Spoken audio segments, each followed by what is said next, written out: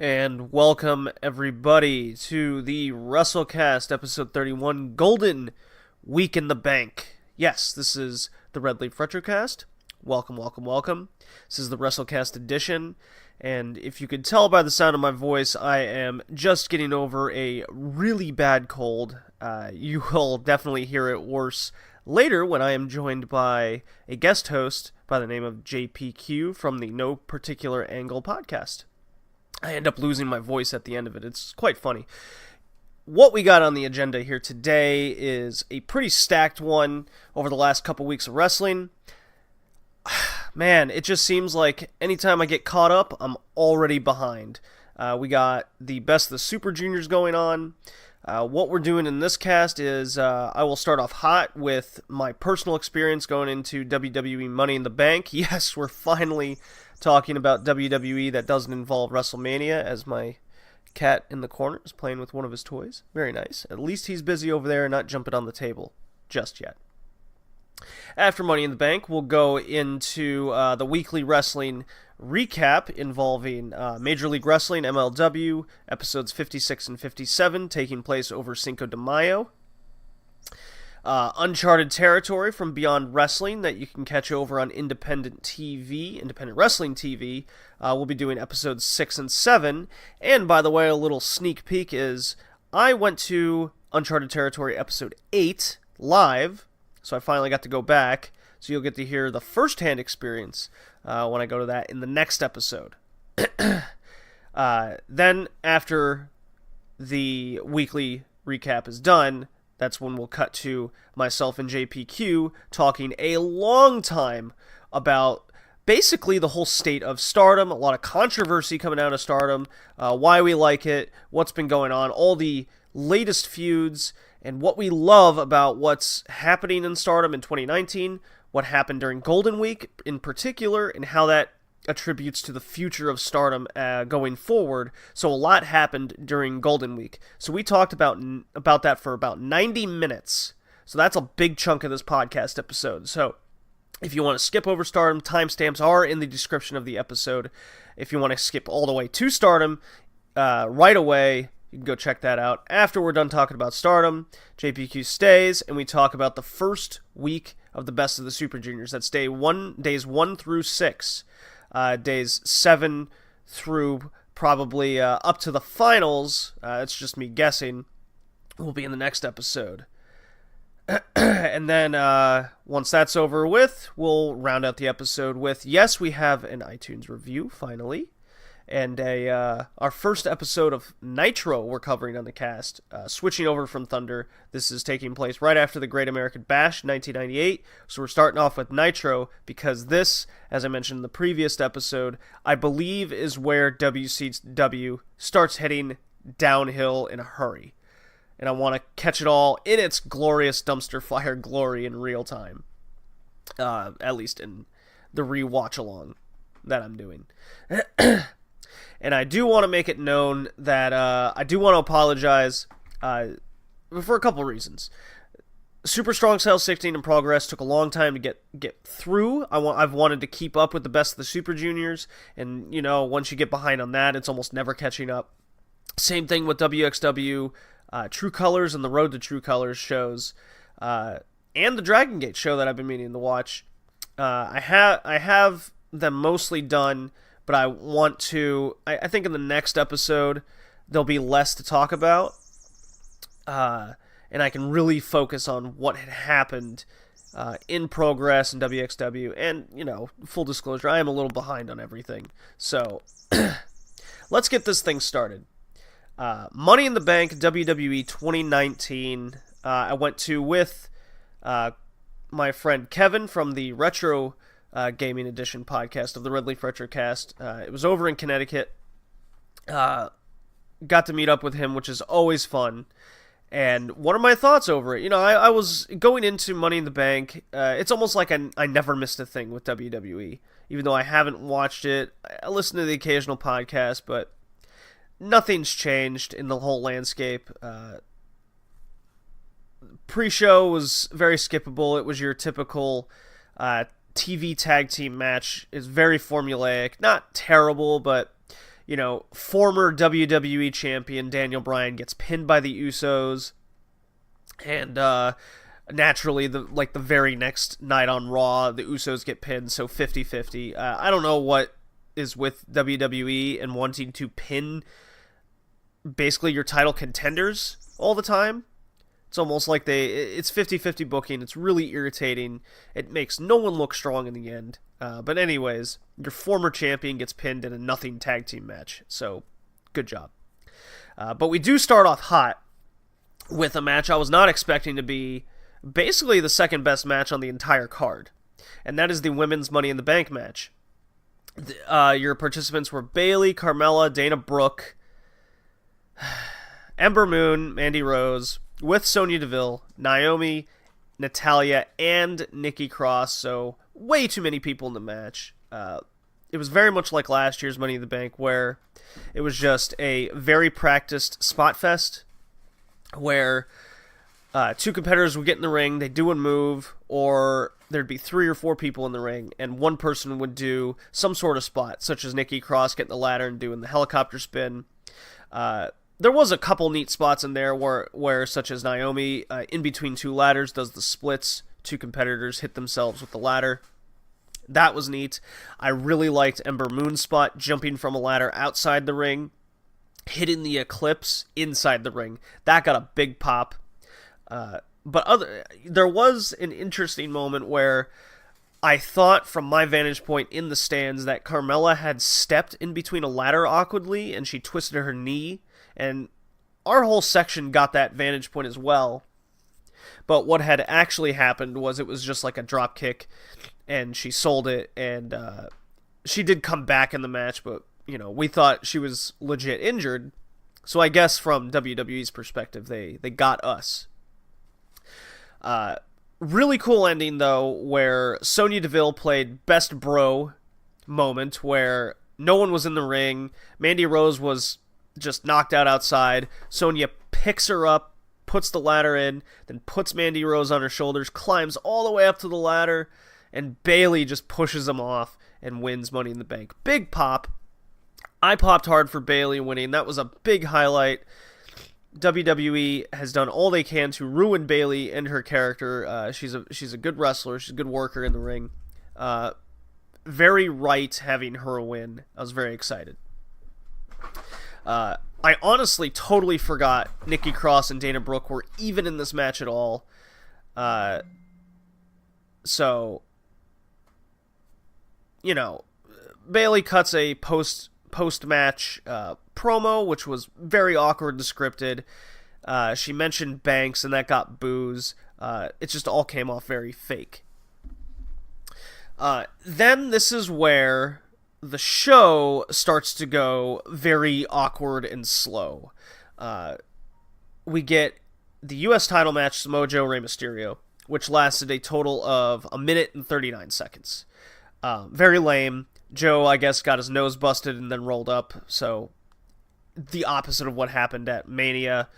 Rey gets his win back, a title change. Everyone just goes, what the fuck? What the hell is that? Everybody in the stands was nonsense.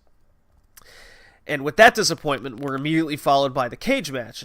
And everybody around us is like, cool, awesome cage match. But it's Shane McMahon versus The Miz. It goes 13 minutes. And honestly, this was the worst match I have seen live in like 20 years. It was just slow. Nothing was happening. Babyface Miz is nothing to get behind because he's constantly made to look like a total loser geek. There was a weird moment where Miz has Shane pinned, but his foot goes on the rope, so there's a rope break and a pin during a cage match, which is very awkward, considering that the rope break during submissions doesn't matter. And I swear the announcer before the match said that the only way to win was to escape the cage. Probably a slip of the tongue, because that's never the case. But anyways, match just felt like it was forever. Audible AEW chants throughout the entire arena. There was bullshit chants, there was CM Punk chants, and this match deserved all of that. I hated this match. I never want to talk about it again. Even live, I was bored out of my mind. Luckily, I had my friends around me, so we were just joking nonsense the whole time. That was followed by the Cruiserweight title match. Tony Nese defeats Daivari in 9 minutes, and this was the match where everybody in the arena went out for their bathroom break. It was actually quite fascinating to see the entire arena just hit the concession stands and bathroom all at once. Just half the place was gone easily, if not more. And they weren't all back in time for the Raw Women's title match. This is your Becky Lynch moment. She gets a big pop for her entrance. Lacey Evans comes out dressed like I guess a green fairy or something. It was weird. Lynch is still super over. The crowd loves her. So there was that. At least this had all that going for it. But that was it. The first 4 minutes was okay of the match. The match was only 8.5 minutes. And once Lacey Evans gets through her repertoire, her 4 moves, her slingshot elbow drop, couple kicks, she's done. She doesn't know how to do anything beyond that. That's all she's capable of. She's still just so super green, and it was very obvious. Because once the second half of the 4 minutes happened, this is where the match just gets super sloppy. Nothing was clicking. Evans is just way too green still. She needs a lot more time, and obviously I'm really afraid, maybe it's not obvious, but I'm really afraid this is just going to be Dana Brooke 2.0, where WWE is really behind this big blonde character and doesn't have the ring capability to back it up yet. She needs more time. At least Dana Brooke, from everything I'm reading and hearing along the grapevines, is she's putting in all the effort to get better. She's the first one in, last one out situation, putting the ring together. She's putting in the effort, but she still doesn't get any TV time, so who's to know, really, how better she is getting. Regardless, immediately Charlotte Flair's music hits upon Becky Lynch retaining the Raw title, and she's got a skip in her step, big smile on her face, she's beckoning it. It was kind of funny. I like that. I did like the booking here overall. What I mean is, Charlotte coming out right after, so this gives some credibility to it all, right? Becky Lynch faces one person. Charlotte, who can beat her, gets a tired Lynch in a second match. But where it goes wrong a little bit is this cut short 6-minute match with the fuck finish of Evans hitting her. Because we saw Evans throw a right hand punch in her match, and Lynch didn't sell it like it was the women's right. That's the finisher. It's a dumb finisher. But in this instance, all of a sudden, it is enough to finish her. However, there was a no-sell small package right after that, so the continued no-sell happened after that. And upon getting up, Charlotte grazes, just nicks Becky Lynch with a big boot to win. It was all very strange. Even Kevin just goes, he didn't even touch her. It just didn't look very good. I don't know if that was a part of Lynch selling or Charlotte Flair just straight up missing. It could be a combination of both. There was a post-match beatdown. We're all craving and chanting for Bayley in the audience. Bayley does come out. She knocks Flair unconscious. Fuck, we all wanted Bayley to grow a pair and cash in. Bayley's looking around. Am I gonna do it? Should I do it, guys? She does it. She hits the elbow drop. New champ. Fuck yes. What a moment. I exploded. The crowd exploded. Bayley goes off into the stands. Whole hugger section. Holds up the sign. Bayley's relevant again. I couldn't be happier. This was the rejuvenation of a character all in one night. This was Bayley's night, right? A star has been made. Her star should have never faded in the first place, but they have rekindled it with this night, which is very nice to see. Now, what I don't want to see is Bayley versus Rose or Carmella or anything like that. I want to have Bayley beat Charlotte clean, then move on to people she can actually work with to give her credibility as a champion. So whether that's her beating Lynch in a rematch, or Charlotte or Asuka or whoever, have Bayley win matches. Give her credibility. That's what I want to see. That will keep me interested in her and tuning in at least to her matches going forward. I won't watch the rest of Raw or SmackDown, but you get the idea. Roman Reigns defeats Elias in 10 minutes. Elias did his shtick to Connecticut. Everyone in Connecticut agreed with him, which was kind of funny in the audience. Nothing else to say there. Match of the night easily was Seth Rollins defeating AJ Styles in almost 20 minutes. It was 19 minutes and 50 seconds. Seth Rollins, AJ Styles just crushed it in the ring. This was awesome. I was so glued to the ring and what was happening. It was a solid technical affair of what both guys are capable of. This is what Nakamura and Styles should have been. No dusty finishes, no nonsense, a good wrestling match for the title. Why can't we have this more often, WWE? This is what needs to happen. The moment of the match was easily Styles' reversal of the curb stomp counter into the Styles Clash. It was just a thing of beauty. I just went, oh, how is that even possible? Just flipped him upside down, caught him, Styles Clash. Now, what I don't like is the constant people kicking out of the Styles Clash, but that's just me from the TNA days and seeing Styles always put guys away with this move. But now it's the phenomenal forearm, the springboard forearm. That's his finisher. So he didn't hit that. It's okay. Rollins defends the title. I don't know why the crowd booed about them wanting to shake hands. That whole Code of Honor thing, harping back to their, not harping, but calling back to the Ring of Honor connection that they have. A lot of people wanted AJ Styles to turn heel. I'm like, no, why? Why do that? If he's going to turn heel with Finn Balor. Create some form of Bullet Club thing. Anyways. Kofi Kingston defeats Kevin Owens in 15 minutes. This was an okay TV type match.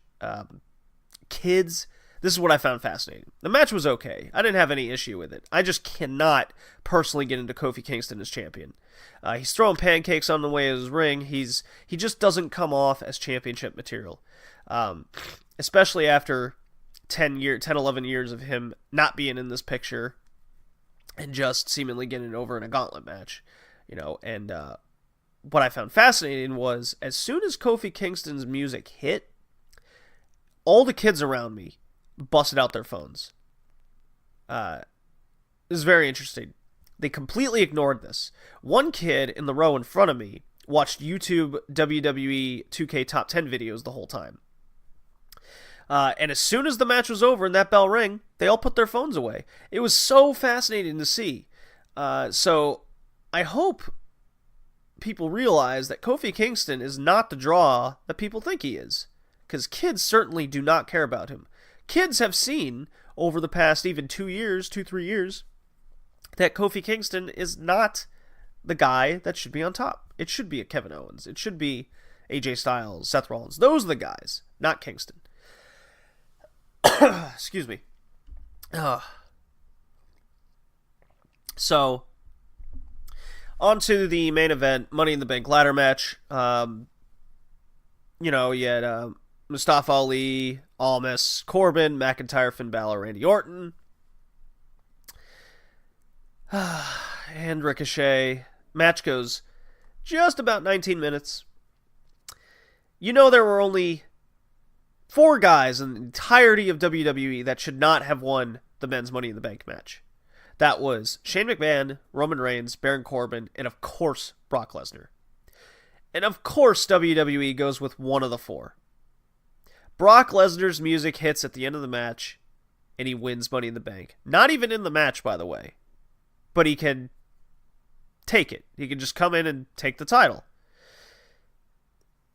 Doesn't make any sense to me either. Sami Zayn was supposed to be in it. There was this little ongoing thing throughout the whole night where Sami's all afraid of Braun Strowman coming in, and Braun Strowman gets kicked out of the arena. Sami Zayn gets strung up.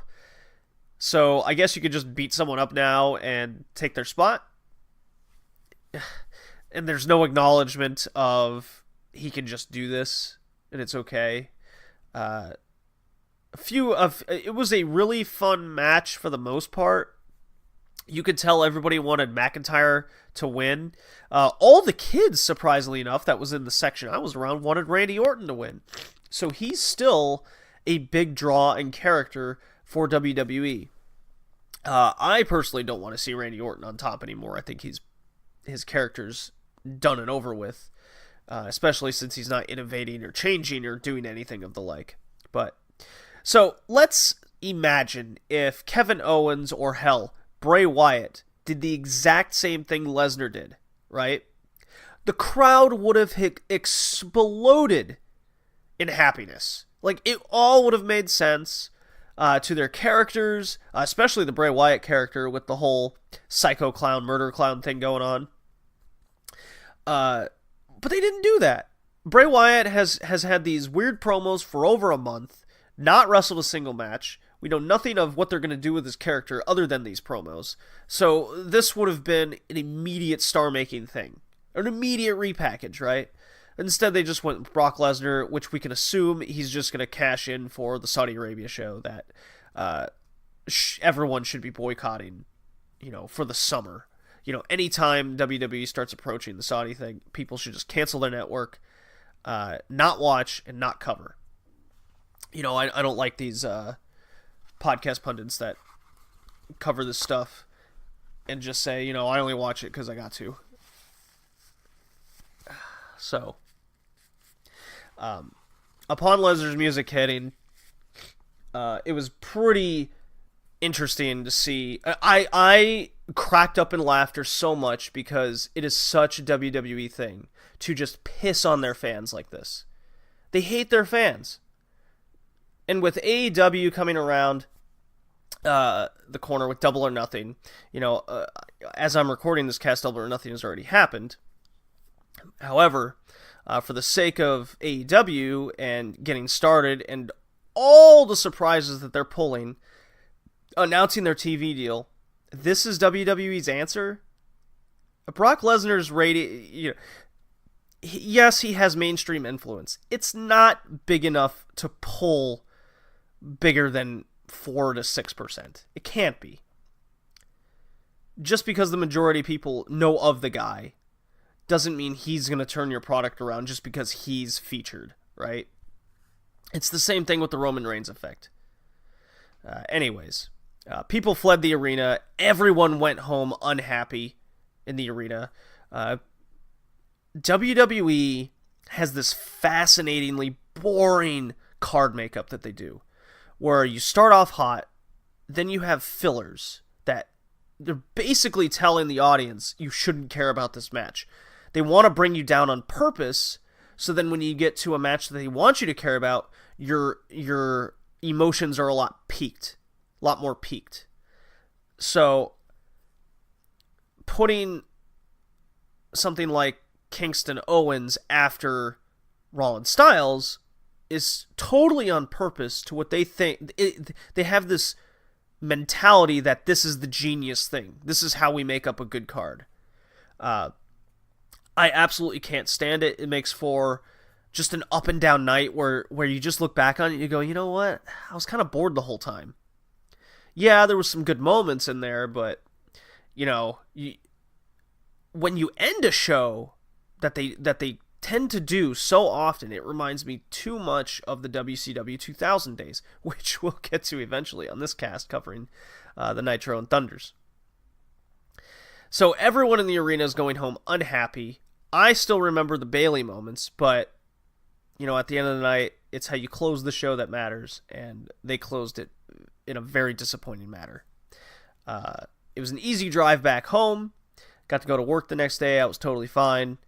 Of course, just less than a week later, I'm sick and just getting healthier now. So here I am. And with that, let's get on to our wrestler spotlight. The best there is, the best there was, and the best there ever will be. And we're back for the Red Leaf Retrocast Wrestler Spotlight, continuing our journey through NWA US Champions, the US title, now owned by WWE. We're just going down the list to wrestlers We'll eventually get to the point where we won't get to retired wrestlers anymore, but there's always guys to cover. We are on the U.S. champion number 5. This is Blackjack Mulligan. I've seen a couple matches of his in the past before. He's a wrestling family legend, father of wrestlers Barry and Kendall Windham, so the Windhams, father-in-law of Mike Rotunda, aka IRS, and the grandfather of current wrestlers Bray Wyatt and Bo Dallas. So how about that? He was urged to wrestle by Wahoo McDaniel because of their whole football ties in Texas, in the South. And he was trained by Joe Blanchard, so the Blanchard family, and Vern Gagne, very famous wrestler. He's billed at 6'9", 300 pounds, just a massive dude. When you see him in the ring or standing next to guys, you go, yeah, he's big. He started in the AWA and moved on to the WWF, became Blackjack, being basically a scruffy, tough cowboy type. He wore all black, had black gloves, and used the Iron Claw submission holds, and this is where I come in with my familiarity of him.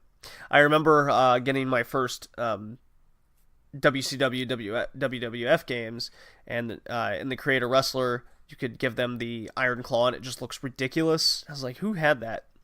And look up in an almanac, like, who created this submission hold? Oh, it's Blackjack Mulligan. Who's that guy? And that's how I came to know this guy. I have mentioned on a previous cast that Mulligan and his son Kendall Windham spent 2 years in prison due to getting caught with $500,000 in counterfeit bills in 1990. So that was an interesting fact I came across. He would often be a big heel guy against big baby faces in the era of, say, Bruno Sammartino, Andre the Giant, Pedro Morales, and the like. Found a lot of tag team success with partner Jack Lanza forming the Blackjacks. I was more familiar with Blackjack Mulligan in that tag team. So I knew nothing of his NWA US title reign and when he was in that picture a lot in the Mid-South Jim Crockett Promotion Wrestling. So this was all new to me. He captured the US title in March 1976 from Paul Jones, the guy we covered in the last cast. Starting his 217-day reign, breaking Harley Race's amazing work rate. Something I failed to mention when I did cover Harley Race was his work rate. But he did eclipse his title reign. Throughout the mid to late 70s, this is where Mulligan would spend his singles titles reigns. Going up against Ric Flair, Steamboat, to name a couple. And what was interesting was when he was against Ric Flair, he was a big babyface. But then when he was against Ricky Steamboat, he was the big heel again. So, I guess if a guy was a bigger heel against Mulligan, he would step back to the babyface role.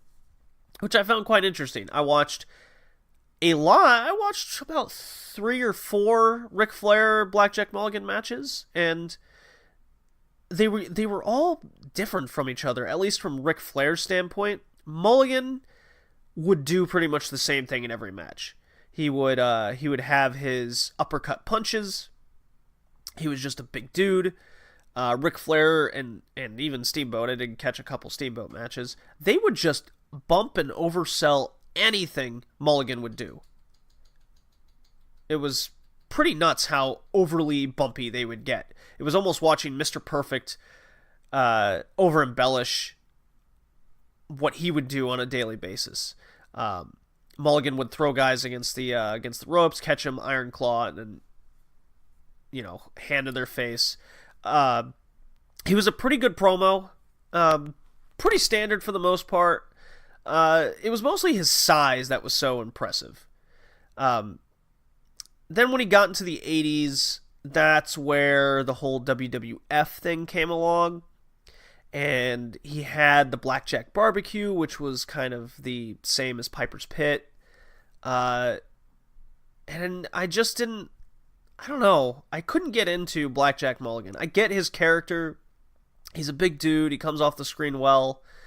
But all of his matches I just couldn't get into. He's one of the first guys, well, I guess Paul Jones was that, because I really like Paul Jones as a manager more than an in-ring guy. And Blackjack Mulligan gave me the same thing Paul Jones did. Just, yeah, I get it, but I just can't get into what they're bringing to the table. So that's Blackjack Mulligan, the 5th U.S. champion. He's one of the most decorated NWA U.S. title champions of all time. I think he's ranked 4th overall for days with the title. So he is a big deal with the title's history. But I just never saw him win anything other than this title, and the guys he feuded with probably made him look a lot better than what he is. At least that's what I could tell from my perspective. He was always with just awesome workhorse dudes. So anyways, with that, I would recommend checking out some of the Ric Flair matches. There's a steel cage match you can check out. There's a actually I did really like the Ric Flair Mulligan Texas Tornado. What was it? Texas. It was like it wasn't a Texas death match, but it was like I forget. I honestly forget. It was almost like a 2 out of 3 falls match with a Texas name stipulation. But I really liked that one. Okay. On to our weekly wrestling recap, shall we?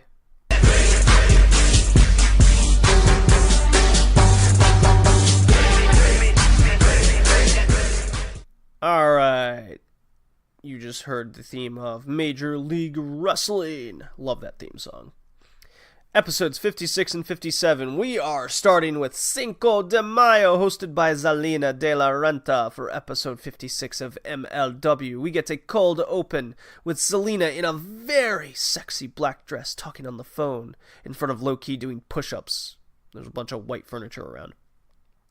Low-Ki's all upset about Zelina, is more focused on the finer things in life for her faction, over Low-Ki being worried about Daga coming for him because of the ear incident months back. We cut to Cornette and Bocchini with Zelina as she cuts a promo about everyone likes a woman on top. Okay, alright. Of course, the announcers can't stay focused due to Zelina's pure allure, we'll say. We got Sami Callihan breaking into the building and has commandeered a cameraman to follow him around on his vigilante backstage antics. That's the theme of the episode here. First match is Daga versus Low-Ki.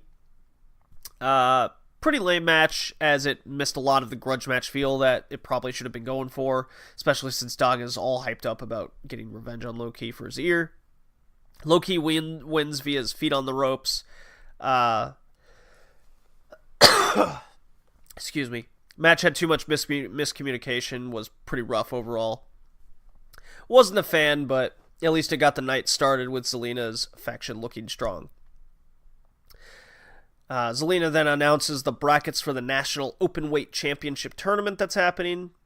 We get Gringo Loco versus Hammerstone in one side, Rich Swann versus Pillman Jr. on the other.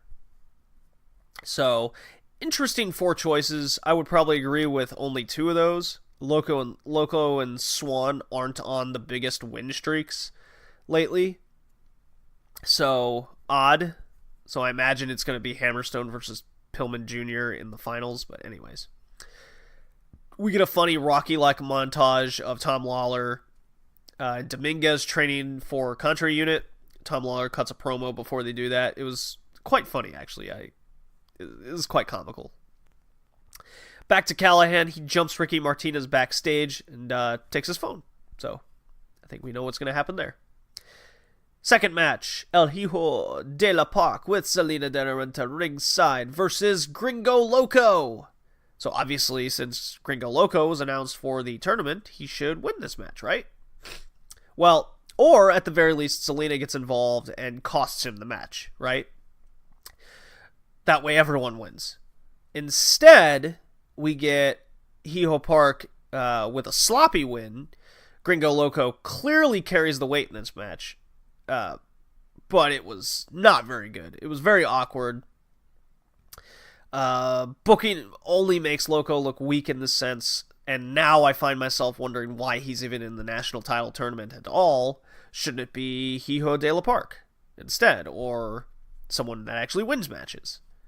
Because I swear I've only seen Gringo Loco win like 1 or 2 matches in all of the MLW I've seen. Sure, he's over with the crowd, but man. Back to Callahan. He calls Zelina with the stolen phone. Cuts a very strange promo on her. It came across awkward. Basically says tonight will be full of surprises. So we can assume Callahan is going to ruin her big Cinco de Mayo. Anyways. Our main event is LA Park with Zelina ringside against Pentagon Jr. Hell yeah, right, guys? This could headline a triple mania over in Mexico. This match was fun, but many parts made no sense. Examples include terribly obvious, oblivious ref moments. Ref takes forever to notice anything of all the cheating.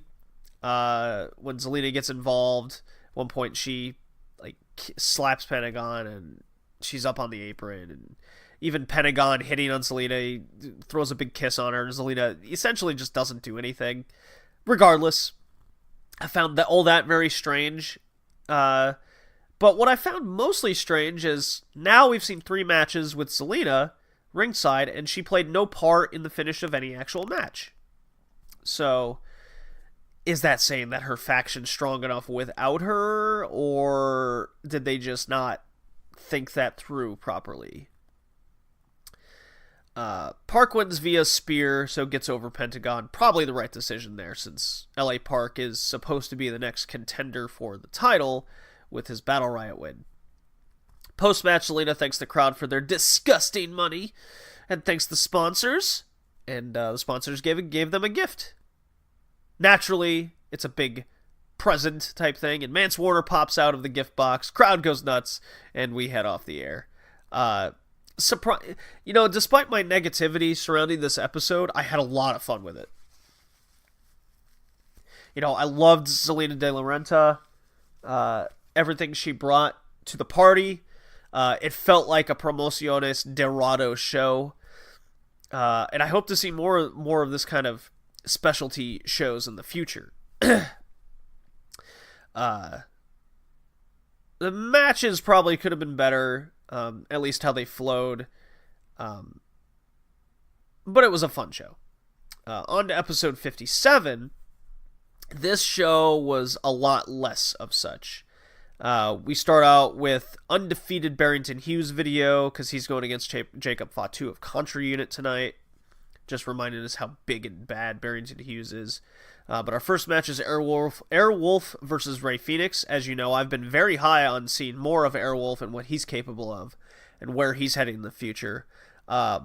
Really fun, high-flying match with Airwolf getting the shock win. Phoenix has a big smile on his face. He just raises Airwolf's arm because he bested him. He got the better of him on that night. I quite like that. So it's nice to see Airwolf get the win. And again, I look forward to seeing this guy more and more each time. Putting the young guy over. I like that.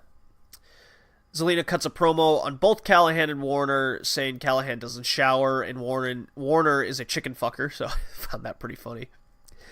And after all that build of Barrington Hughes over the past couple weeks in that video package we start up, Jacob Fatu fucking comes out and beats him inside a minute, cementing Fatu as a true destroyer.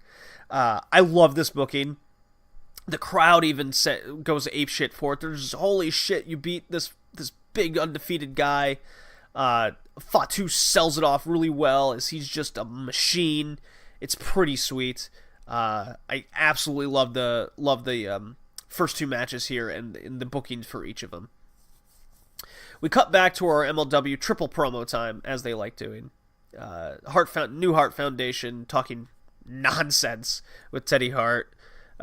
Bedside in a hotel. Pillman and Smith Jr. are just in the couch, just looking at him. He's flipping cats on his bed. Dynasty, he says the Dynasty has undersized testicles and the like. Smith Jr. just can't even hold back his own laughter. It was quite ridiculous.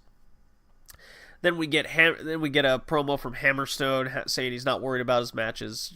Standard stuff. We get a video package over the Von Erich brothers coming to MLW, and a hype little vignette thing of Austin Aries eventually coming to MLW. So we got some talent coming, more talent coming to MLW. Very interesting. Get a Tom Lawler promo hype time, talking about Avalanche from WXW as his next title defense. Standard there. Then we get a very strange 5-minute match. It's Brian Idol versus Ariel Dominguez. As we know, Dominguez was training with Tom Lawler, so he has more, I guess, MMA repertoire in his game now. I didn't like this match really all that much. It was just really fast. Nothing clicked. Dominguez gets his shockwave victory just like Airwolf before him. The difference was just could not get into this one. We get Warner and Callahan cutting a promo together on Zelina, and now they're hardcore buddies kind of deal. They do a really lame, kind of funny shtick where it's like thumbs up, thumbs down, no, knee pad up, knee pad down, whatever. It's ridiculous. Cut to a hallway, we find Zelina and Low-Ki arguing. Zelina says, basically, Low-Ki, our business relationship contract is coming to a close, so where to next, eh? Kind of situation, so leaves a lot of doubts for the viewers to kind of put the strings together.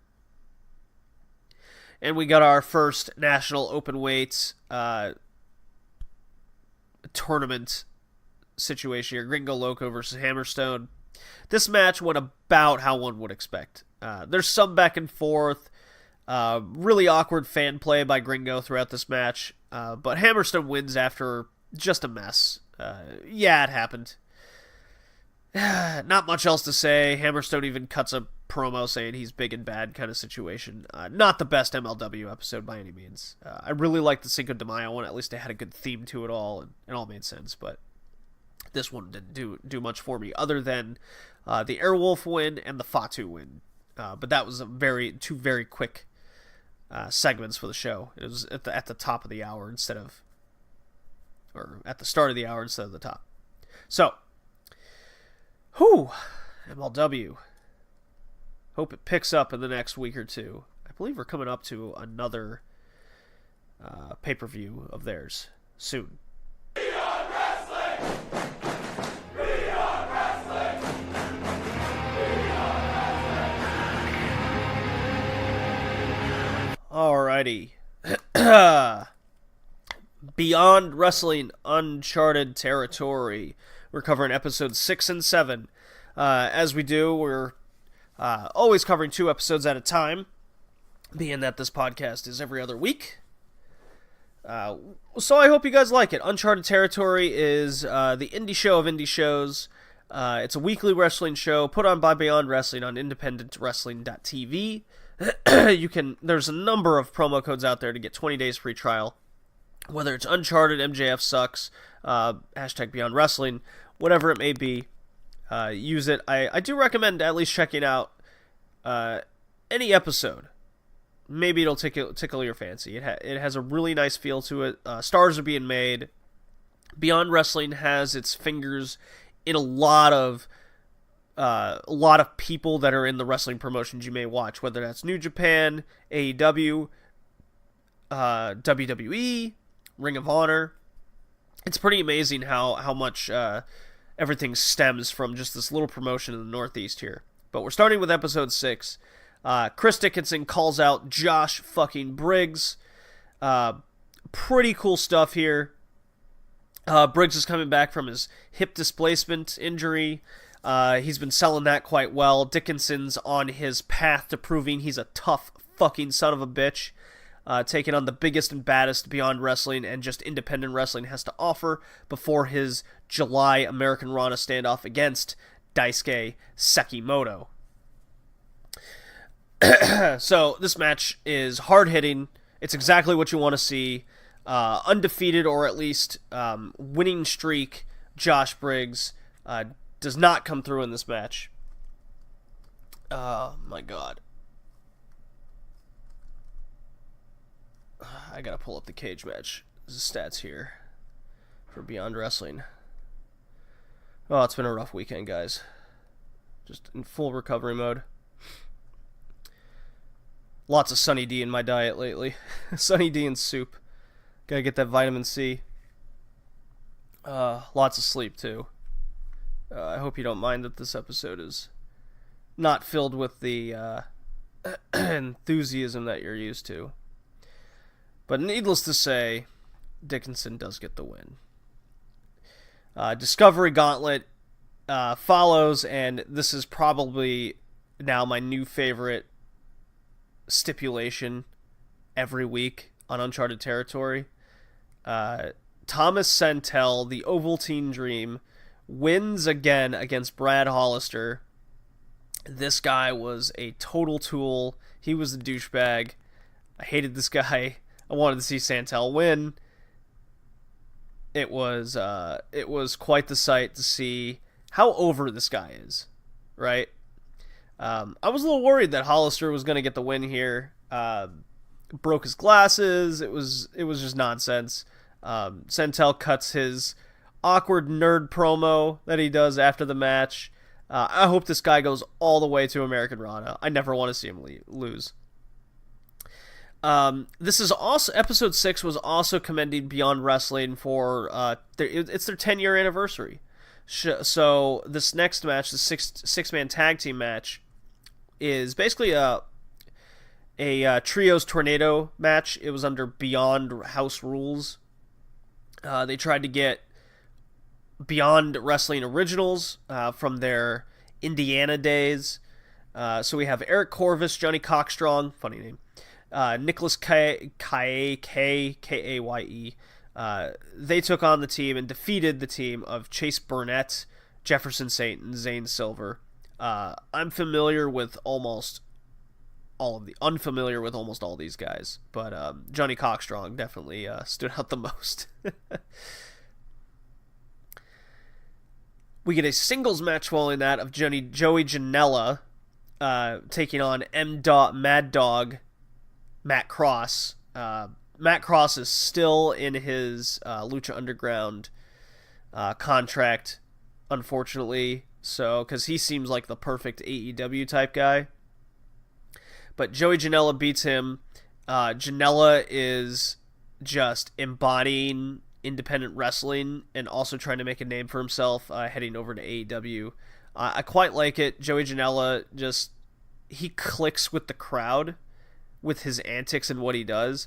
You know, whether that's him looking at the crowd and with his really just douchebaggy smile and his glasses, saying, "I'm doing this for Jesus," or he's so happy with all of his gimmicks that he comes up with. Even teaming with Chris Dickinson with Slither, he just embraces it fully.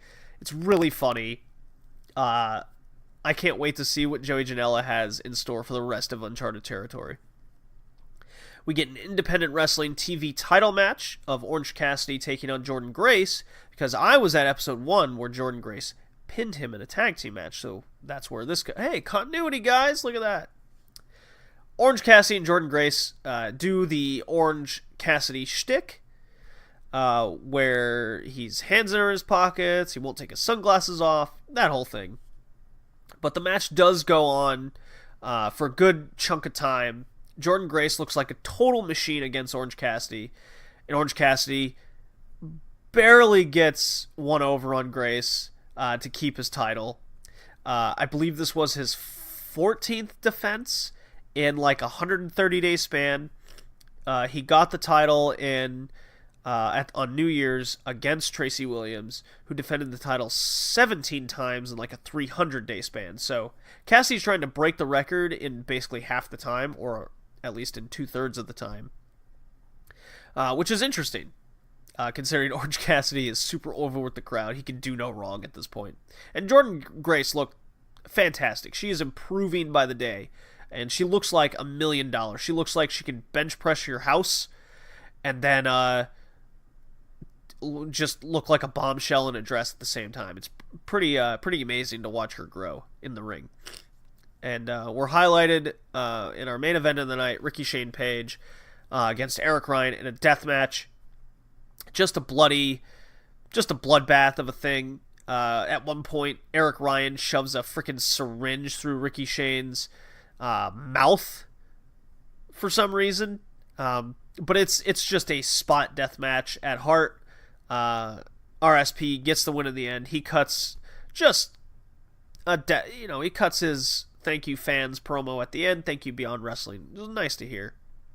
I did like the Denver, Colorado's promo before the show whole started about Beyond Wrestling going over 10 years. How it's been a rough ride, had its ups and downs. How he had to take out a loan of a bunch of money just to even get to American Rana last year in 2018, and where the promotion is today. Cool stuff. Definitely go check that out. And then we're on to episode 7, where this was just a lot of matches. We get Bear Country taking on the Butcher and the Blade. Bear Country wins. Look awesome. I fucking love this tag team. I want to see more of them every week. They're very over. We get returning Jay Freddy defeating Alex Reynolds. And this is interesting because Alex Reynolds and John Silver of the Beaver Boys have been having issues, right? And that all stemmed from John Silver leaving Reynolds in a tag match a couple weeks back, and then Silver didn't show up for the tag match at Lethal Lottery.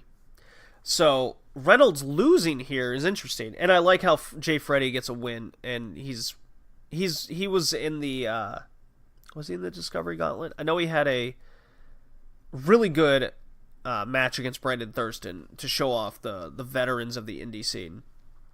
Regardless, Chuck O'Neil, he defeats Rory Gulak. Chuck O'Neil is fucking awesome. I love what he's doing. He's trying to make Beyond legit again. He's turning his back to Alliance. Cuts a real douchebag promo. Everyone's booing him out of the building. Turns his back on the ends and just looks in the camera, and he has this smile on his face with his goofy front teeth. It's quite hilarious. He dresses up like a martial artist. But yeah, he wins. Chuck O'Neil continues his little streak. Chris Dickinson, this week of his badassery, he's taking on Eddie Kingston, Mr. New York Badass himself. Kingston's moving real slow in the ring these days, but he still comes across as a beast. Dickinson beats him. Discovery Gauntlet is mid-show in this one, not at the top of the show. Thomas Santel wins yet again. Ovaltine Dream in the house, taking on Juan Francisco de Coronado, the Ecuadorian rich dude, pompous guy. Match was okay. I liked the previous week's Discovery Gauntlet much more. Santel is back for yet another episode, and I can say that in episode 8 he was a pleasure to see live. And those that don't know, Thomas Santel was actually in WWE for a year as a member of the tag team Heartthrobs, and he's been all over the indie scene over the past 20 years, 19 years. So regardless if you've never heard of the name Thomas Santel, odds are you might have seen him at some point of your wrestling fandom, if you've been a fan since of a promotion during X times. It's pretty crazy. Solo Darling defeats Shaza McKenzie, Australia's own, by the way. But Solo Darling is crazy over.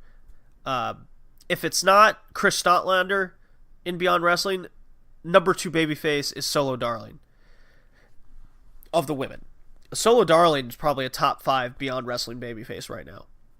She shows up week in and week out. She wins all of her matches. Everyone likes her. She has a very unique look to her. She's pretty decent in the ring. Good gimmick to her with the whole she's taller than a stack of pancakes, leaner than a pint of ice cream kind of deal. Love watching Solo Darling. I love that she's using the Texas Cloverleaf finisher, or a modified version at least. It's pretty cool. John Silver this time defeats Brandon Thurston. So much like how Jay Freddy defeated the Reynolds, John Silver, the current CZW champion, by the way, which I still find hard to believe, After the match, Reynolds comes out and wants to be bros. He's like, I'm sorry. He lost his match, by the way, must add. So he goes, we're better as a tag team. We're the tag team aces. Let's get back together. John Silver accepts his bro's apology. So I guess we'll see what happens here and in the future. Then we get our main event, David Starr taking on Josh Briggs. Important to know at the top of the show, David Starr tries to cut a promo about how no one invited him to Lethal Lottery. No one wants him at American Rana, Mr. American Rana. Josh Briggs comes out and he's all pissed off because at Treasure Hunt, David Starr cost Josh Briggs his winning streak because he hadn't lost in like 8 months or something before his hip injury. Well, Briggs wants his win back over David Starr. Well, Josh Briggs does not get his win back. David Starr defeats him. And so the woes of Josh Briggs continues. He's now lost his last 2 matches after his squash of VSK at Lethal Lottery. What is happening with Josh Briggs here? I love Josh Briggs, and I'm very curious to see where the character goes with Briggs from here. I do like him on commentary. I do like Anthony Green on commentary. I don't like whoever the dude was for this episode. He was always about trying to insult shtick rather than contribute anything to the cast. It was very odd throughout the whole time. So, of the stars that are in Uncharted territory, Bear Country, the Beaver Boys, Briggs, Dickinson, Chuck O'Neil, I love what he's doing. You have Solo Darling, Orange Cassidy, Chris Statlander. So you got like 9 people there, and that's not even counting David Starr, who's there on select dates, Joey Janela. You have a very solid roster, right? The intergender wrestling definitely brings something more to the table. Gives it more of a roundhouse look, and only having the independent title gives everyone something to shoot for, and that brings a lot of title defenses to the case. What the roster is going to look like with AEW starting, so much of their bigger talents being in progress, being in AEW. What the Beyond Wrestling roster is going to look like in the fall is going to be very interesting upon the end of Uncharted territory, whether we get a season 2 or whatever it may be. It's very interesting. I'm very curious to see, but I can't wait to tell you guys how I experienced episode 8 live, and I'll be going to episode 10 live as well, coming up here in a couple weeks. So that's Uncharted territory. A couple good episodes, very easy to watch and get through. 2.5 hours a week, 2.5 hours. It's not as easily you can't easily intake it as you would MLW, I would say. But even if you pick and choose matches based on what I'm telling you guys here, at the very least, the opening matches, the Discovery Gauntlet, and the main events are always very consistent and interesting to keep up with. So that's beyond Uncharted territory. And with that, it's time to move on to me and JPQ talking a very long time over Stardom and Best of Super Juniors Week 1, days 1 through 6. When we come back, it'll be time for WCW. You blocked me on Facebook, and now you're going to die.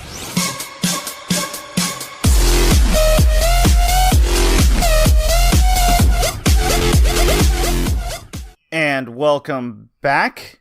JD here as usual, and fucking finally, my friend from New York that we happen to meet, he lives in Philly. His name is JPQ from the No Particular Angle podcast, and I guess former host of The Card, which I enjoyed a lot, but I must have been... oh well, anyways, JPQ, you are here to join me talking Stardom over Golden Week over there, and New Japan's first week of the Best of the Super Juniors tournament of 2019. How you doing? I'm doing well, man, and thank you for having me on. And you're right, it is long overdue, especially after being in New York and seeing Stardom live. You know, we just gotta get those calendars to sync. But we're here now, and we have a tremendous amount of wrestling happening over in Japan, both in Stardom and with the Best of Super Juniors tournament. I appreciate you bringing me on. It's a long time coming, especially since this cast has been going on for over a year now. Red Leaf Retrocast going on for over 2.5 years. So we're plugging and chugging away. If you're just joining us thank you for joining us. I do recommend checking out the weekly wrestling recap we covered earlier with MLW and Beyond Wrestling, local promotion here in New England that I had discovered since moving here. And, of course, my experience with Money in the Bank, which was an interesting time with some friends from Connecticut. But we're here talking the Japanese wrestling. You're a big fan of Stardom. I'm a big fan of Stardom. We have our rivalry between two characters going on over there, Saki and Natsu, and I'm looking forward to talking about that in particular because it's continuing. I'm so excited. It is. But yeah. I just to take something that's so simple as a entrance song and turn it into what they have. God bless Stardom.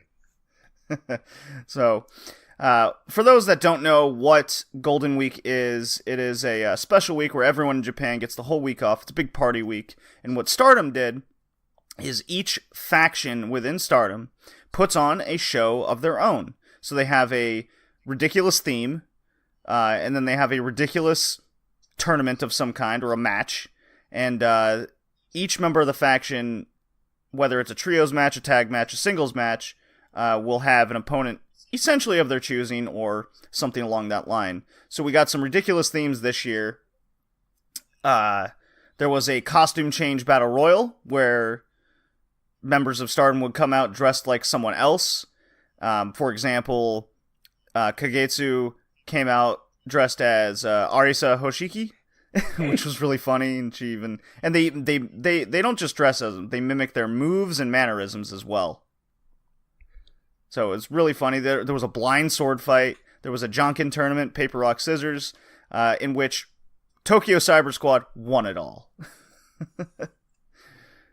What was your favorite crazy, ridiculous theme match that we saw? I think it had to be the costume battle royal, only because of what you just said, which is it's not good enough to come out dressed to the nines in some other wrestler's gear.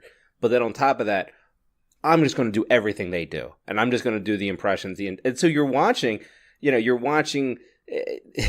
Momo come out dressed as Tony Storm doing Tony Storm for the entire match. Yeah. Like things like that they don't happen in stateside, right? And so when you can get these and you can get a rock, paper, scissors, or you have TCS opening the show dressed as Buzz Lightyear and the aliens and Jungle's underneath a box, and you can tell she's terribly uncomfortable at the beginning of a show, and they just do this. She did win the tournament too.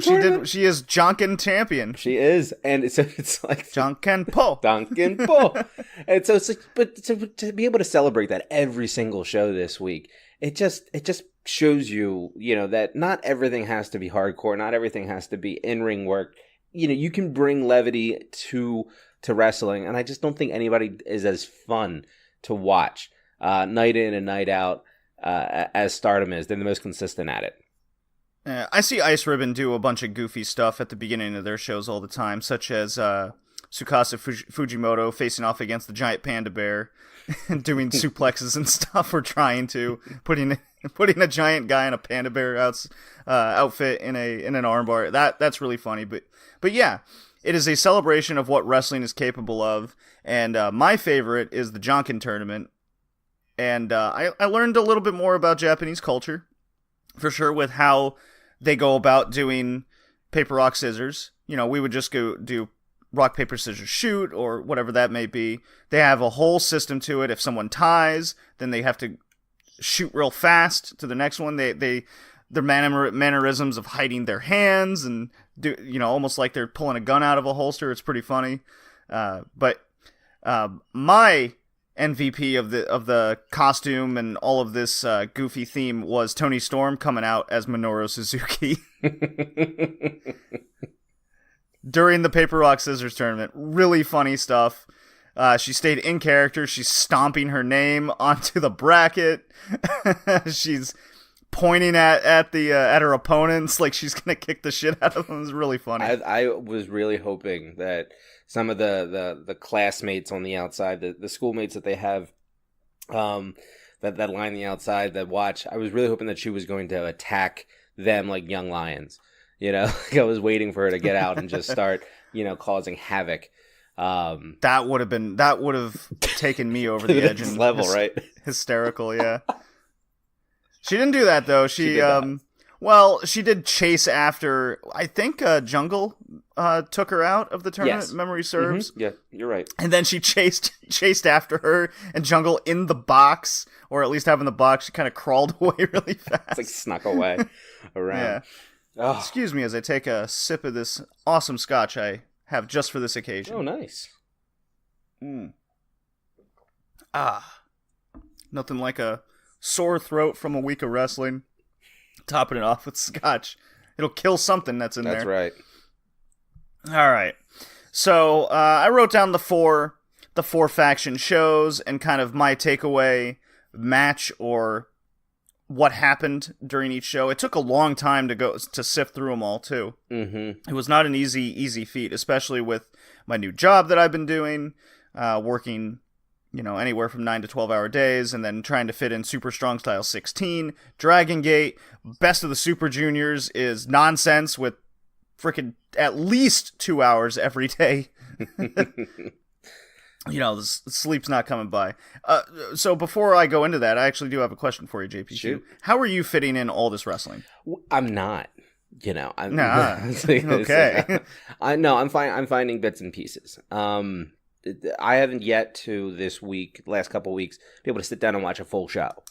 So it really the opportunity to be able to stream and then pick up where I left off on my last tab, it has been extremely beneficial to me the last couple of weeks with regards to as much wrestling. It's why I gravitate to Stardom so much, because they isolate their matches. They isolate their shows, and they'll feed it to you over the course of the week, so you don't have to sit and keep a browser up to know where you left off.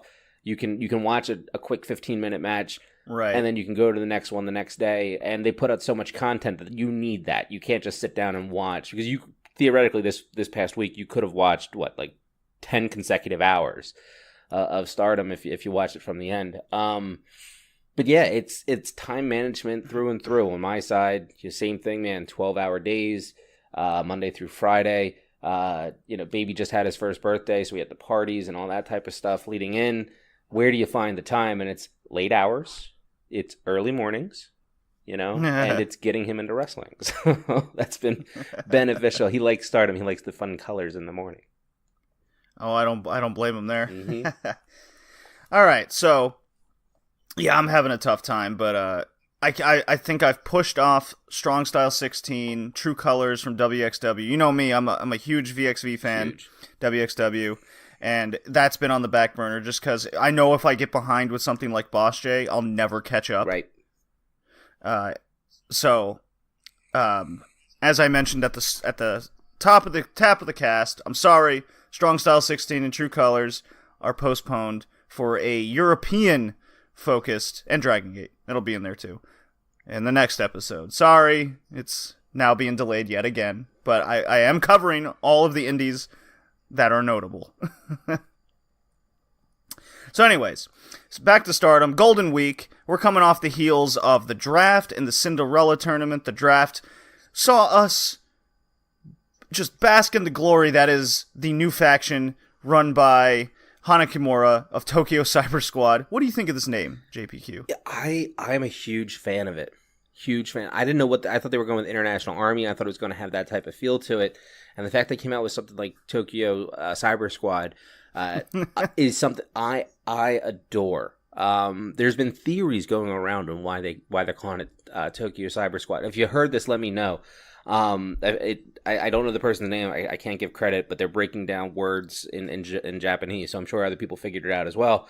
But apparently, like, Tokyo Cyber Squad is supposed to be like Japan present, right? Like the police force present. A lot of neon, a lot of colors, kind of a more of like a military kind of force in a sense, right? Like a little bit more uniformity to the group, where Oedo Tai tends to be a little bit like the past. So that word or that phrase derives from an older type of officer syndicate, right? Or an older type of law enforcement. And so now you have the old versus the new, Oedo Tai versus Tokyo Cyber Squad. And then you look at Hana versus Kagetsu and that history there, and you're like, okay, well, I can see these parallels.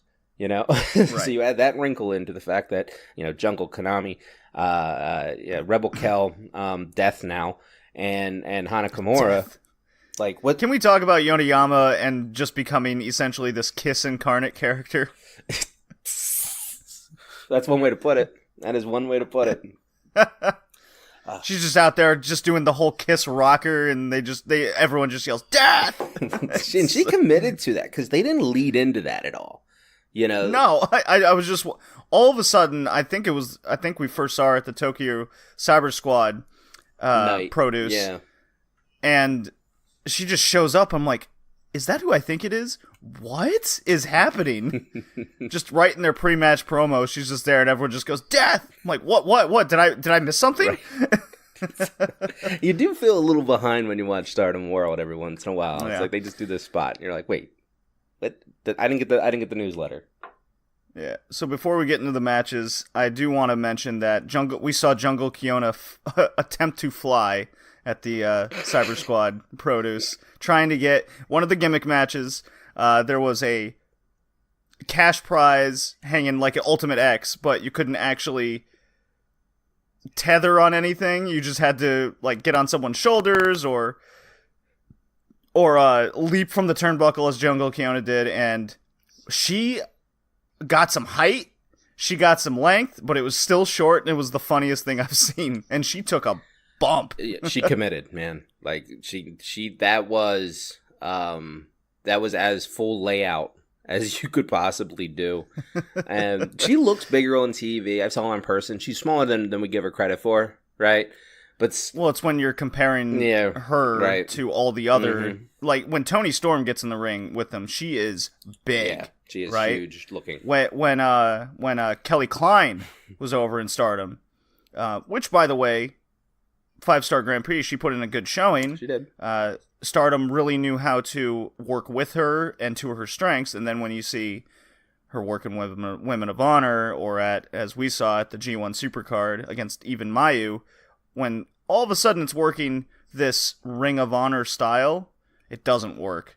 It's very interesting how the parallels go there. But anyways, let's get on to the matches before we ramble on and how great and amazing Stardom is. Yeah, right. We're starting off with the Stars faction produce.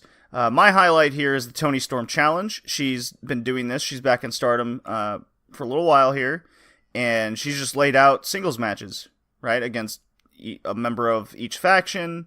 Who's going to face her? She's a former champion. A big deal. She got her start, essentially, in Stardom. There's the surgence in Aussie women wrestling, but as we know, Australia is kind of isolated from the rest of the world in a lot of ways, especially from wrestling perspective, which I'm trying to get more into just to educate myself, because I was put on Riot City Wrestling, for example, free on YouTube. They put all their shows on there. I do recommend it if you want to get into Australian wrestling at all. But Toni Storm, laying out the Toni Storm's challenge. For Stars, she's against Tam Nakano. Tam Time. Here we go. We haven't seen Tam Time in a while. It's Tam Time. And after the Cinderella tournament, Tam versus Kagetsu, going to that draw, and then Nakano here, the veteran, only what is she? 28, the vet. Yeah, right. Yeah, the deathmatch wrestler, going up against Toni Storm, And good match. That was my highlight of Stars Produce. Yeah. What about you? What agree with the match? Any other I do. parts you wanna... Yeah, so definitely the match of the night was Storm versus did you say Nakano? Wait, how'd you say that? Nakano. So yeah, again, my pronunciations are awful because to me she's always going to be Tam Nakano, but I'm wrong. Nakano. And gotta listen to those announcers. I never do. That's why you always call me Got out to. on, which is perfectly fine because I'd rather learn. So that was great. That was the match of the night for sure. The fact that and I appreciate that they gave it to Tam. Like I like obviously Mayu wasn't ready to come back for that type of match yet. Well, she's the hospital girl right now. Yeah, exactly right. Yeah, that knee is. We'll get there. Yeah, right. keeping her sidelined a little bit, but they could have so it makes sense that it was Tam. But man, I just think that people forget how good that she is when she's in a single stretch. She's had good matches against Kagetsu. She's had strong matches against Momo. She's very consistent, and to put her in that position was great for me. And then knowing that Hoshiki, there was Elimination 8 woman tag match. Hoshiki, Kashima, Saya Aida, and Starlight Kid versus Queen's Quest B, Hina, Onozaki, and Momo. Good, strong 8-person. They do those elimination matches very well in Stardom. And I just thought that with such a young side with Saya Aida and Starlight Kid, and then Hoshiki, they're kind of setting up, the future with her after winning the Cinderella tournament. You're in there against B, and you're up in there against Momo. And I thought it was a strong showing for her. And that would be 1 and 1A for me. So that was, if you're going to watch 2 of those matches, those are the 2 you want to watch. And then the costume battle royal is just fun. That was a good time. Mm-hmm. Good main event. I do like how, even though it was a costume battle royal, they kind of slipped in some rivalries in there. Yeah. One of my favorite moments was Natsu Sumire coming out dressed as Saki Kashima. That would be your favorite, wouldn't it? Yeah. Oh, that was fucking funny, and and Saki just immediately throws the only person, by the way, because mostly it was just waiting for everyone to come out. But that one time, it was like, no, you've crossed the line, Natsu. How dare you? And chucks her out. Can't be the emblem, just man. Immediately eliminated. I can't even speak. Too much scotch, I guess. No, not enough scotch. Never enough. Hold scotch. on. How dare you? So to that point, and Saki versus Natsu, how good, you talk about comedy wrestling, just in general. And it's like, we know what Natsu can do. She's been doing it for a long time. But even now, Saki as well. Yeah, but man, this dynamic this time around, they're just clicking. Sometimes it doesn't click, although they have a good pedigree of it. But man, the last few weeks, they've just been hitting so damn well on their chemistry. Let's save that for the Oedo Tai produce. But just to feed off that, when you have wrestlers of different styles and different characters, that contrast between them, something always seems to click. Rather than you have 2 technical wrestlers, let's say, and 2 serious characters go up against each other. Sorry for those that Benoit hits a sour point, but like if you saw a Benoit Dean Malenko match, 2 people that had, especially in WCW days, very technical ground-based work, right? Mm-hmm. Mixed with serious characters, you're kind of bored during the match. The match is good, but you just don't feel it, right? Nothing clicks. Right. A more recent example would be Dean Ambrose against Seth Rollins, right? Right. In WWE. You'd think that'd be a good match, and yeah, it's a good match, but something just doesn't seem to click with the audience, because it's almost like they're just going through their motions rather than something happening, not just with the ring story, but also extends beyond that, and that's what Natsu and Saki are currently doing. But moving on, we'll get to the Oedo Tai produce, which was probably my favorite night, easily. Oh, totally. But the best match out of all of Golden Week is what we experienced at the Queen's Quest produce, and I'm jumping right into the Wonder title match. Storm No, I'm sorry. B. Priestley wins the red belt against Kagetsu. Now officially Top Gaijin. Top Gaijin. I love the moniker where she's throwing in Japanese sentences, phrases. She's clearly doing her best. Whether it's the language barrier, she's doing her best with the cultural barrier, which is a lot harder than people realize, especially Westerners and Americans for sure. And a lot of backlash came from this title win. Mm-hmm. Yeah. Storm and Momo had a match, but I want to save that because the B. Priestley win is very big news. And I want your take, JPQ. I like it, to be honest with you. I think that I think it works on two levels. Number one, I was okay. So let me back up a little bit. I was terribly surprised when it happened. Did not think I wasn't expecting it. Yeah, certainly wasn't expecting it. Good spot for B.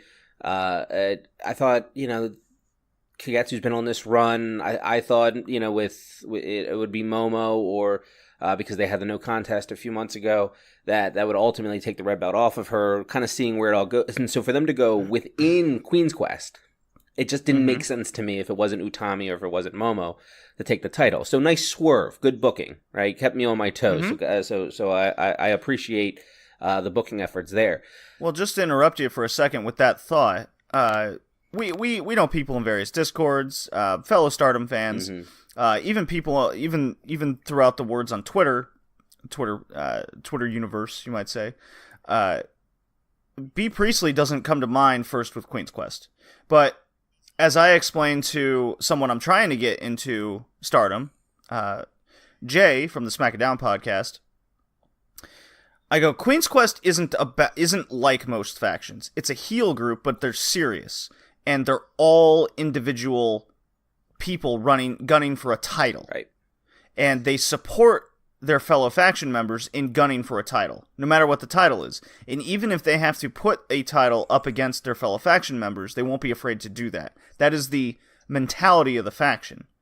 So, B. Priestley winning is a swerve, but it fits the character of not only the group, but how she fits into the group and how everyone else fits in.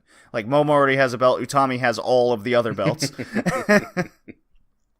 Azumi currently doesn't have any, but she's trying to go for whether it's the high-speed belt or whatever that might be, right? Yep. So, now that I've done interrupting you, no, you can you're continue. right. No, but I think that's an important part, right? Because Queen's Quest is like the Yankees, right? It's an all-star lineup, and there's a commonality of we're all top tier, right? Whether it be Top Gaijin or the ace in Momo or the future right. in Utami or everybody's little sister in AZM. Like when you're in Queen's Quest, you're expected to perform at a high level. So you do know why it's AZM, right? I said because it's Azumi, but apparently that's wrong. No, I don't. What's up? So the way you pronounce the letters AZM in Japanese is A, Zu, and Mi. So that's how that works out. Okay. Well, yeah. So I'm not saying it wrong. No, but you can do both ways. Interesting. Yeah. I like AZM. Again, JPQ. You know what I mean? Like I like the initials. Sure. Oh yeah, JD right here. Yeah, right. You know? Yeah, you're right there. So it's easier. But no, so you have them, and you're right. You're expected to work at a top tier, high level, competitive matches. You can go against anybody, and you're expected to, right? And you're expected to go get titles. So I agree with all of that. So to see B in this match against Kagetsu, to me, it was very like, okay, good. It's the night for Queen's Quest, and they're not going to burn Momo here. Momo got Tony, and that's all well and good. Who else? You're not going to use anybody else. They're going to save AZM, obviously, with the Kagetsu thing going on with the narrative there. Right. So B made sense to me. That is an underrated ongoing story. Oh my god, that's the greatest. Again, it's these little storylines all throughout. I don't understand the obsession, but I love it. I don't know, but she wants her own Oedo title, and poor AZM is just so scared. It's like she doesn't want anything to do with them. But so then B made sense from a booking side, and then so for her to get the wins a lot. What I like about it, about it from the booking side is that, there is some heat with B in Japan because of her finisher that she's been using. And for Stardom and for Rossi to double down on that and give her the title with that move.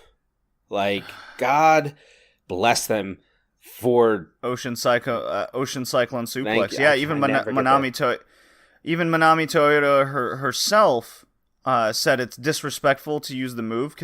And this is also an older story. It's a couple things. It's cultural, and then it's also respect, right? Manami Toyota is one of the best wrestlers that has ever graced the ring. Period. Right? Period. And she passed that particular move down to two people and two people alone. The one I've watched the most is Tsukasa Fujimoto, the ace of Ice Ribbon, right? Mm-hmm. And good God, if AEW get her in a match, everyone's going to know how amazing she is. They're going to eventually. I mean, they're pretty much working with the entire roster. There's a lot of Ice Ribbon history with AEW right now. So, for B. Priestley to be using the Ocean Cyclone Suplex, I think it speaks to her generation, where the idea of using a move, I can totally see in B. Priestley's mind that she's paying homage. She's respecting how good this move is by using it as her finisher, and who Manami Toyota is and what she represents in Japan and women's wrestling in general. Like, I get the purpose of it all, but I also get where the backlash is it's disrespectful to the person that she wants this move to be with her people, her chosen people, right? And no one else. Plus, it's a dangerous fucking move. Oh my God. It looks great, but it takes both people to pull that type of move off, for sure. Yeah. It takes core strength from the person on top. And for those that don't know what the Ocean Cyclone Suplex is, it's basically a straitjacket into an electric chair drop, and then you go backwards. Yep. Into essentially a straitjacket German suplex, but they're still on the shoulders. Which means you're blind. So, you're totally blind to it all. So the person on top and bottom both have to have the necessary core strength and balance to put this move off slow, and both people land on their back. Otherwise, one or both could just neck themselves really hard. Totally. And we've seen, and I think that's why part of the reason it was passed down in such that way is because it is a dangerous move. It's not an easy move to pull off. And so to be taught it the right way and that all plays into not just the culture side, but then, making sure that when you're working in there, you're working safely. Yeah. But move aside, B. Priestley winning the Wonder of Stardom title, the red belt, it's a new era, essentially. Kagetsu is a long-standing veteran of just Joshi wrestling in general at this point. B. Priestley, now committing fully to Japan. She's now, I believe she's officially moving there in a couple weeks with Will Ospreay. They're 100% in, and for her to make this commitment and then Stardom be totally behind her with that same commitment, Stardom's created a new star, which they're doing. Hazuki is on the up and up, Konami on the up and up. And then you have at the top B. Priestley, Momo. The list goes on because they don't have Toni Storm on a regular basis. They don't have Io Shirai, Kairi Hojo. They don't have their Mayu Iwatani is injured a lot lately. Yeah. So they've lost their top draws, right? So they have to create these new stars, and I think B. Priestley is a phenomenal choice. She's definitely put in the work. Her game is improving immensely. In my opinion, this is the best B. Priestley match I've seen to date. Yeah, I would agree with that. And I think a lot of that has to do with Kagetsu too. Like, I think she really does know how to make people look good, what you'd expect out of a 10-year veteran. But so to that point, to all those points, one. Well, Miz is over 10 years, but we see what he does in the Yeah, ring. right. Take this, man, shoot or shoot. And Boy. it's one of those things where B to me, I was always more of a Jamie Hayter guy. I love Jamie Hayter. I'm with you. Continue. Yeah, so it's one of those things where B, she's a little taller, and there's something about length that for me kind of draws me away from the moves that are being done. And it has really taken me about 6 months of paying attention to B through Eve and some UK stuff, because UK is not my strongest. It's one that I have to cut out due to time, and and then when she's worked over in Stardom, to really kind of grasp and gravitate towards what she does really, really well. And I'm starting to see that more the more I watch her, that her style isn't, I don't want to say it's unconventional, but I think because of the way, I don't want to say like her body is, but like her height with her moveset, it shouldn't, it looks a little awkward, right? Like you mentioned Dean Malenko earlier. Like you watch Dean Malenko, he's compacted, he's a mat wrestler, he's a chain wrestler, and you expect him to go out there and work. When it comes to B, to me, it always seemed like she was like a fish out of water almost when she was wrestling. I didn't get the fluidity that I was expecting, that I would get from somebody with her length, maybe a little bit more power, and it's not as much power as you'd think that she would have. But the more I watch her, the more I'm gelling with her as a fan, and I think that she's an acquired taste, but once you have a taste for it, she's someone that then really stands out to you. Yeah. No, it's funny you mention that, because I was first exposed to B. Priestley over in WCPW, when she was having a rivalry against Nixon Newell, now known as Tegan Knox, the Bionic Knees. She was immediately put into the spotlight as a top women's wrestler in the UK, right? And UK and women's wrestling in Europe in general has a long way to come, right? They just don't have the trainers, specifically women trainers. A very good interview with Melanie Gray over in Germany, where she has essentially started Central and Eastern European women's wrestling, because there's just no one there, right? Mm-hmm. So women's wrestling in Europe has come a long way at a very fast rate. And B. Priestley and Nixon Newell, I will point these two out specifically, is they have a certain style, and it's a European style. And a lot of people don't realize what that style entails until they face someone else out of that element, right? Right. A good example of the past is Dynamite Kid, British Bulldog, Doug Williams, all those, Magnus, what's his name these days? Oh, it's Nick Aldis.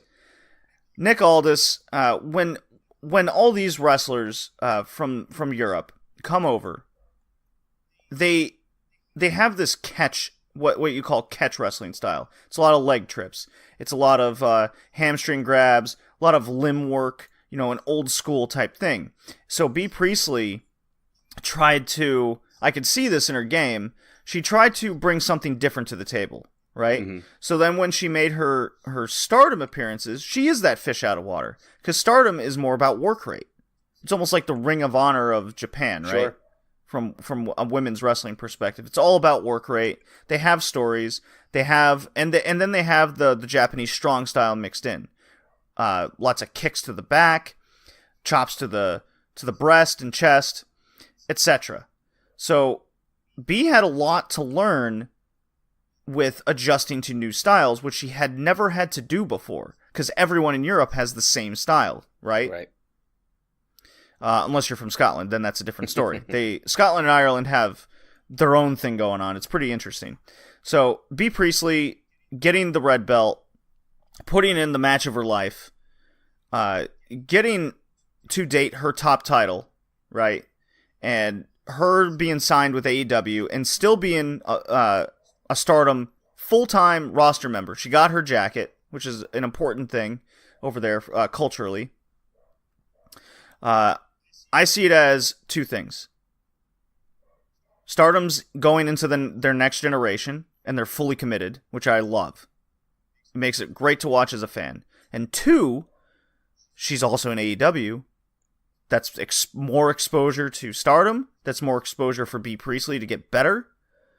And it's good for AEW for more Josie talent for crossovers. Yes. So that's actually 3. Well, let's not forget Brandy was in the Cinderella tournament 2 years ago, and I was hoping that there'd be some type of developments coming out of that. That's the only thing that that's a salient point that you made there about the Stardom relationship with B and AEW, because to me that's the only path for Stardom to get into AEW. It was B, right? And I was when the Joshi trio match came together, and I love Ice Ribbon from what I've seen of it. And I know I've educated myself on the history, and you and Max have done a great job with keeping me up to date with a lot of that as well. For them to be able to find an avenue to work with Stardom was something that I felt was missing. And so when this happened, and Kagetsu puts over B, I'm sitting there like, okay, here's our path. Here's our clearing through the woods. Like let's work our way back to the States to establish Stardom as a partner of AEW, or AEW to be part of the SWA. However, I don't know, two-way street in my opinion. Yeah. So I'm hoping that that's the case. I'm hoping that's where they're headed with it. But I agree with you.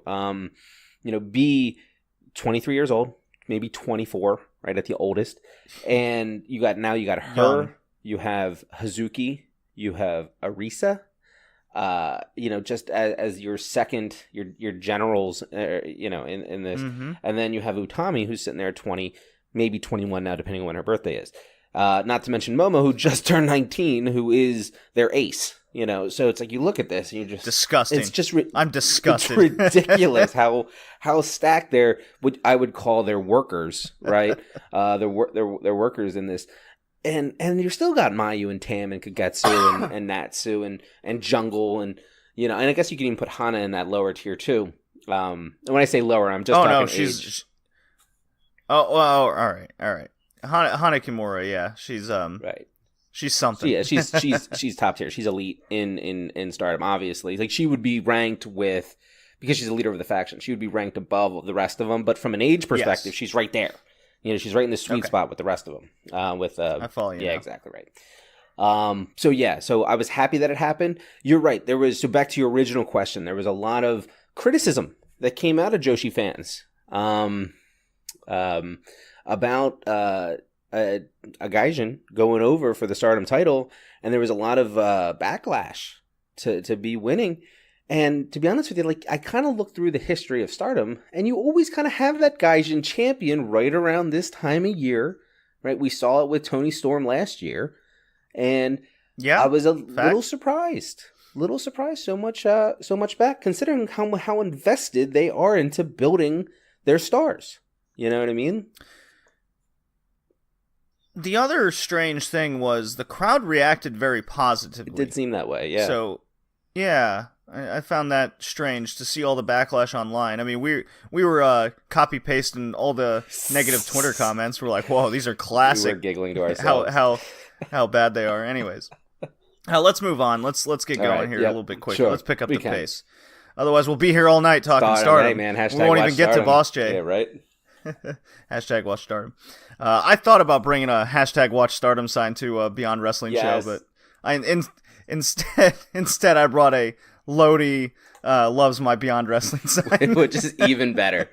Good old Lodi. I got a lot of good feedback for that one particularly. Anyways, Queen's Quest Queen's Quest Produce Storm versus Momo goes to an amazing draw. Momo almost had it. Momo almost had it. I thought there was no way that she was going to win, but man, did they make me think that she was going to. Like there was something about that just made me feel like that little pop at the end. They got me. There's nothing else I can say about it. They absolutely got me. I mean, this really rubs me the wrong way with how WWE handles their talent.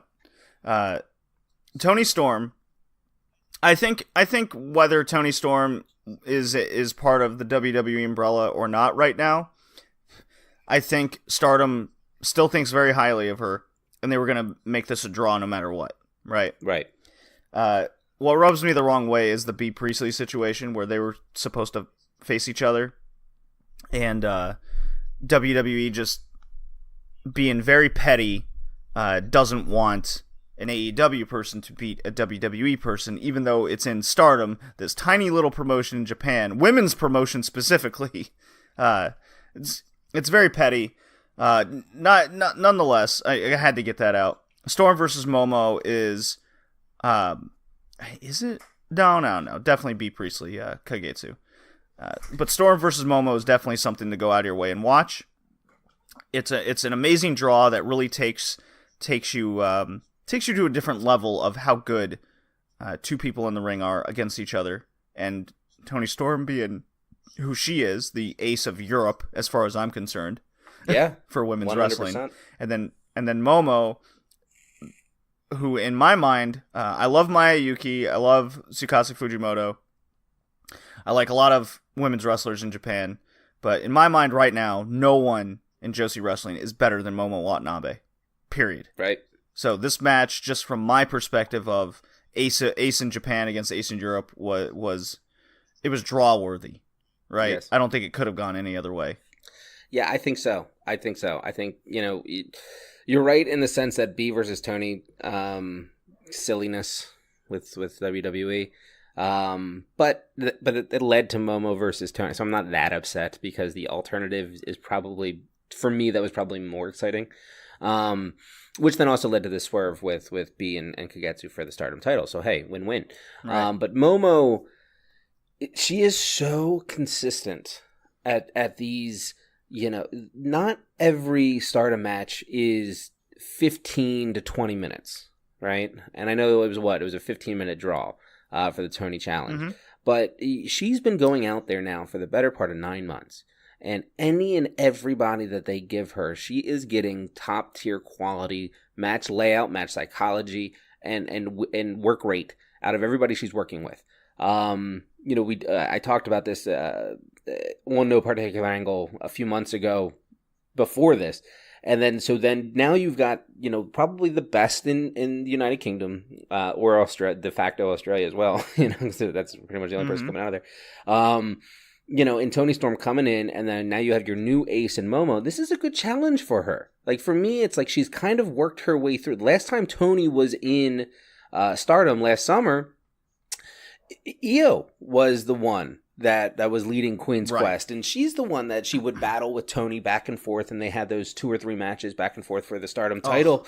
And God, they were right. Good. And so now, again, the mentoree becomes, the leader, and how is she going to respond against Toni Storm? Because Toni Storm last year was the standard bearer in Stardom as the champion. And so there's this narrative that I'm creating in my mind, but I think that it's there and it should be talked about leading into this match.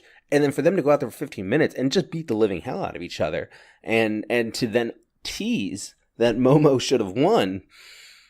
Again, like, you could make the case. If there was more time. If there was some more right, exactly. Like, they leave it open-ended for a rematch down the line.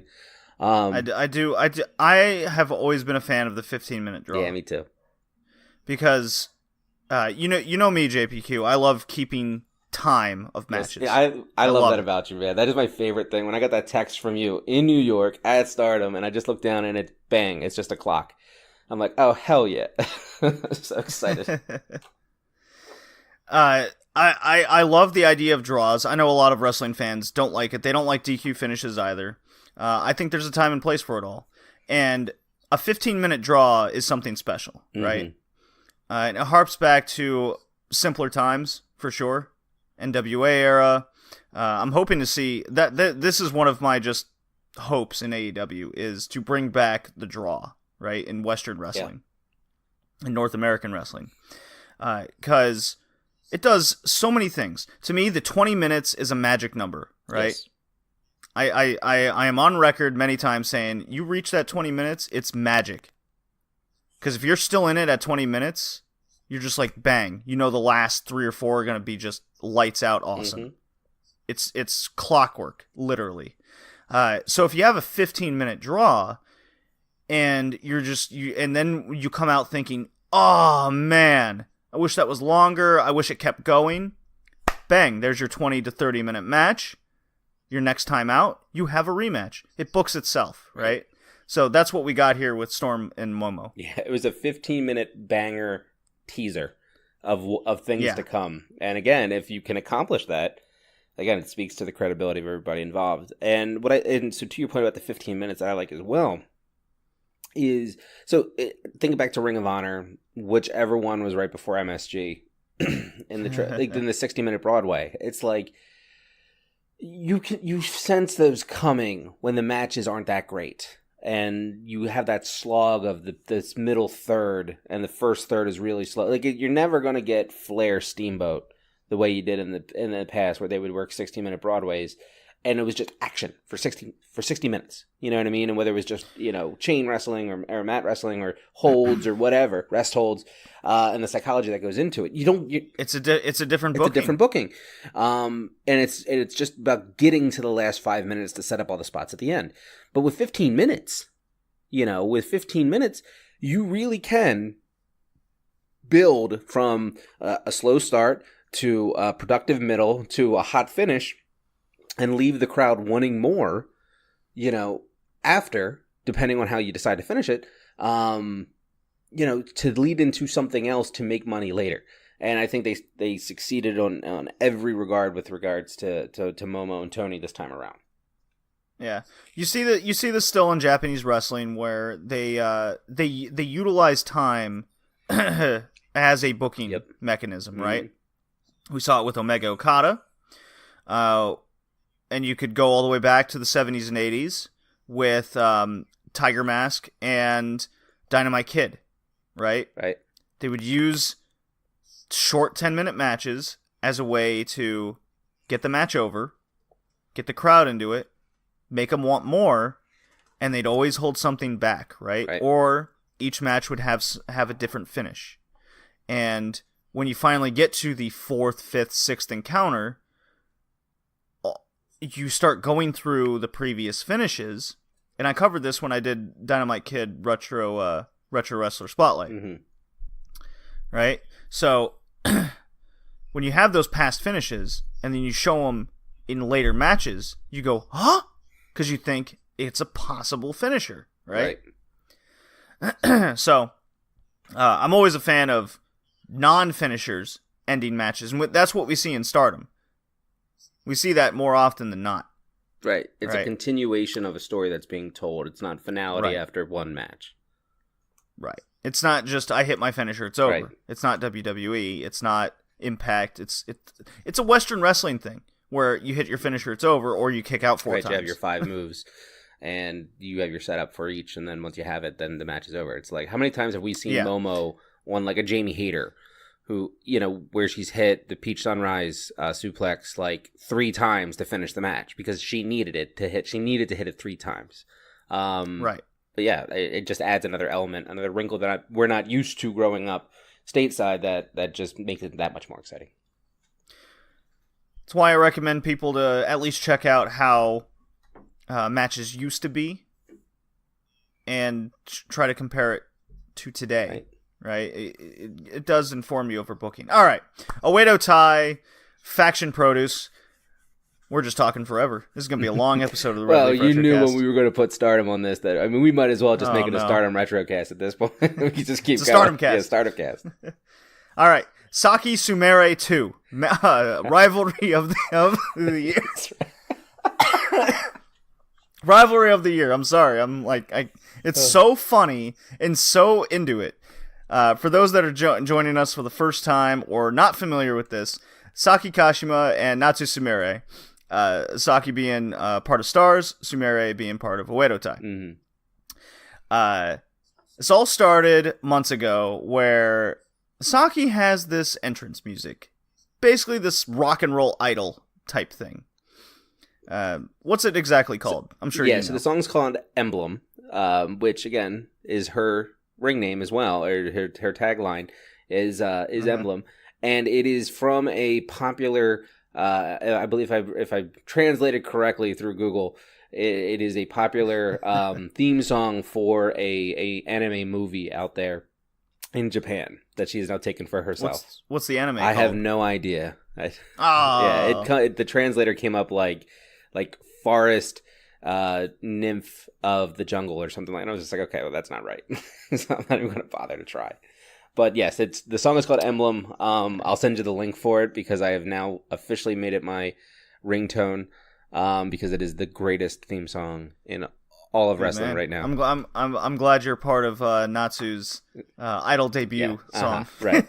Yeah, this isn't over yet. So it all started with Natsu Sumire singing her opponent's entrance music and trying to make it her own, and Saki not having it. She's like, that's irritating me. She kind of ignored it the first couple times, and then just one time she just goes in a pre-match interview doing her promo, she goes, I hope she doesn't do it, otherwise I'm gonna kick her ass because I'm sick of it. It's annoying me. And I go, okay, that fits. And then Natsu does her promo.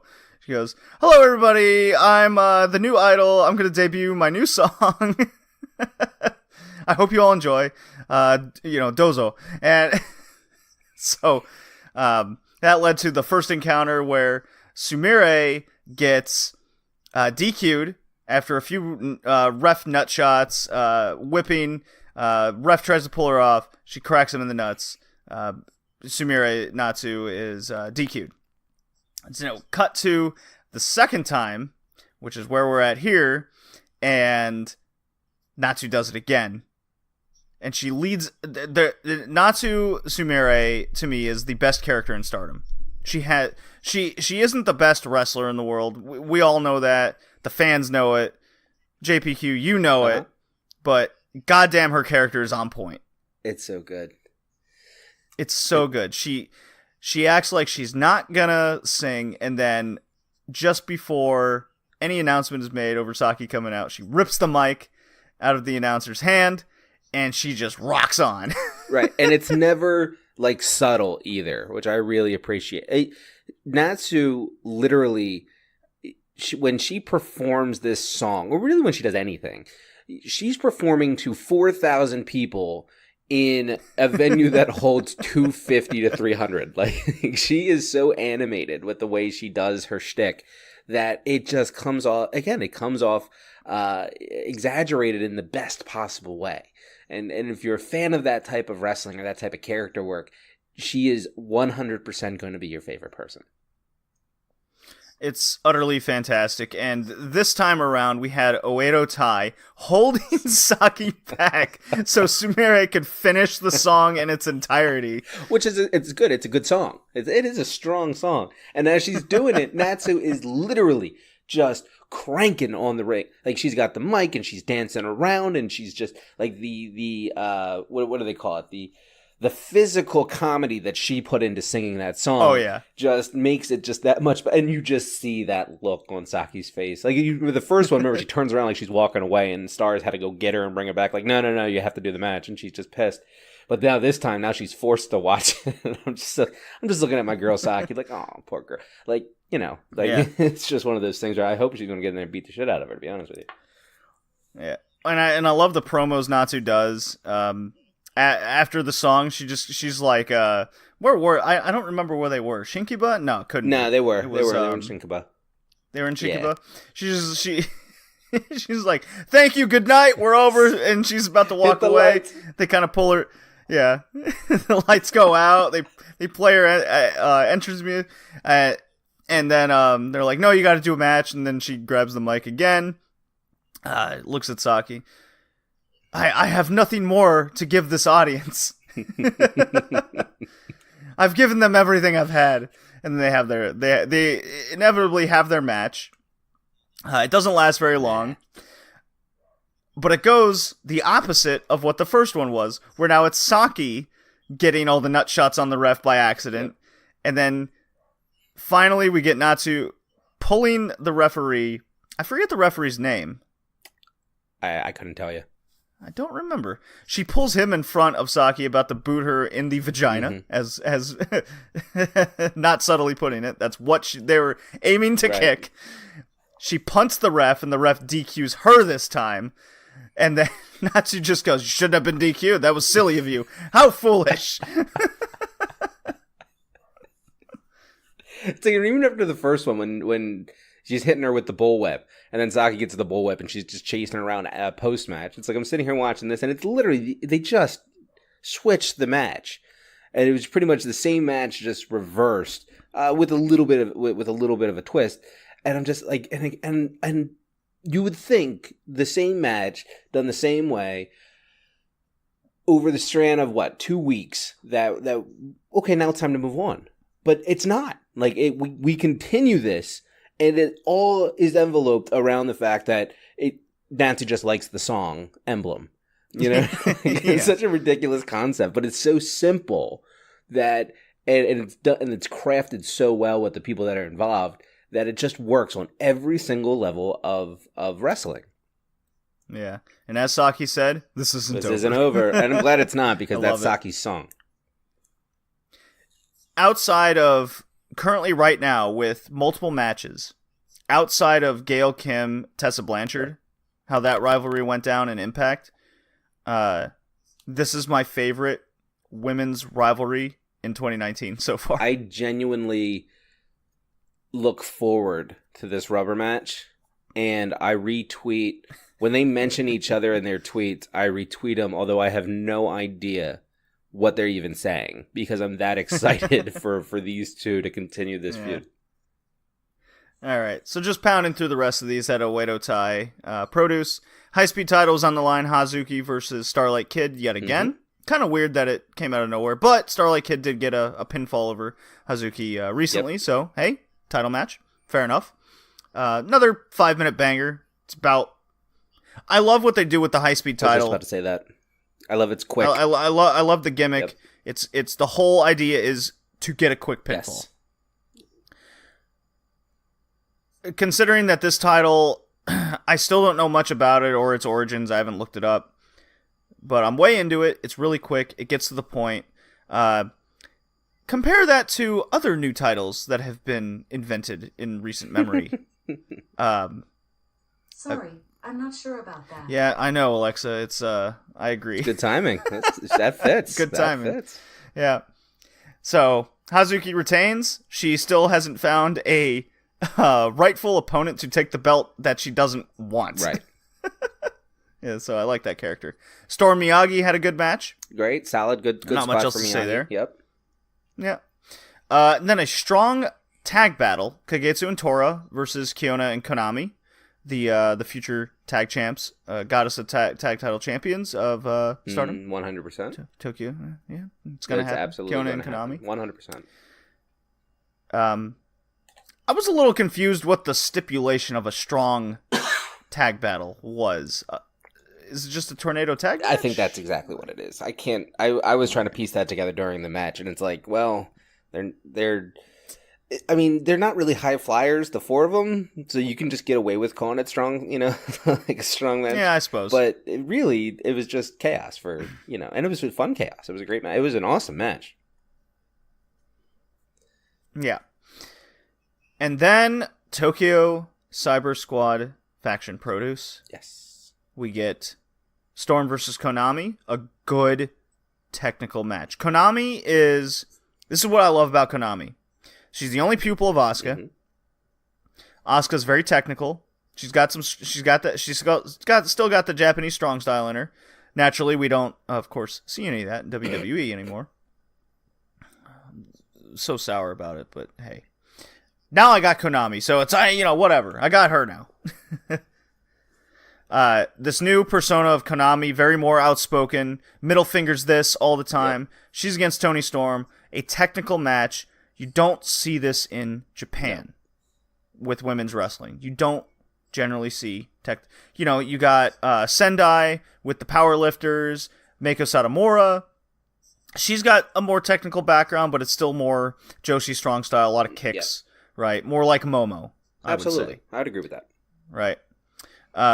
You have Ice Ribbon, Tsukasa Fujimoto, just very all around. Same thing with Mayuki, Tsukushi. I could go on and on, right?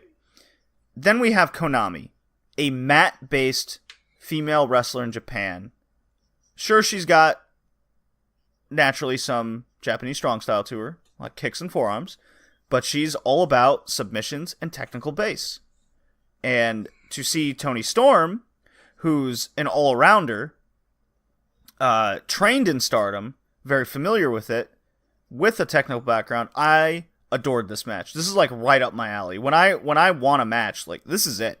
Right? When we first started talking Stardom a few months back, you and I made mention of the fact that I compare Konami to, she's the Owen Hart of Stardom, right? Because she can be fun, she can be with this new wrinkle with her personality and flipping off everybody. She's shown a little more attitude. She's been given some flexibility with showing some personality. That all works in that narrative.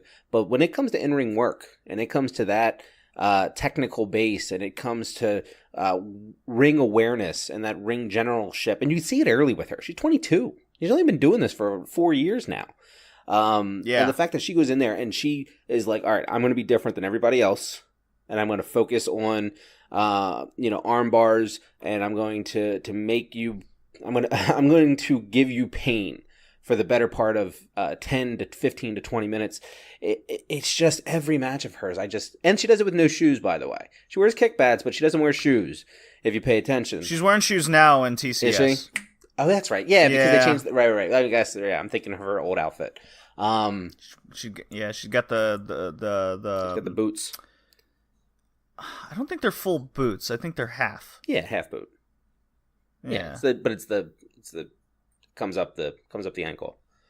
Yeah. But she's just so good technically, and so when you put her with someone like Toni Storm, who can work with anybody, right? And all around the perfect way of explaining Toni Storm, you knew you were in for a treat. And the fact that they gave that spot to Toni, because you could have given it to Jungle, you could have given it to Hana, right? Like, but the fact that you gave it to Konami and you let her go out there and set the tone for who she is, because that's what you do with an all-arounder.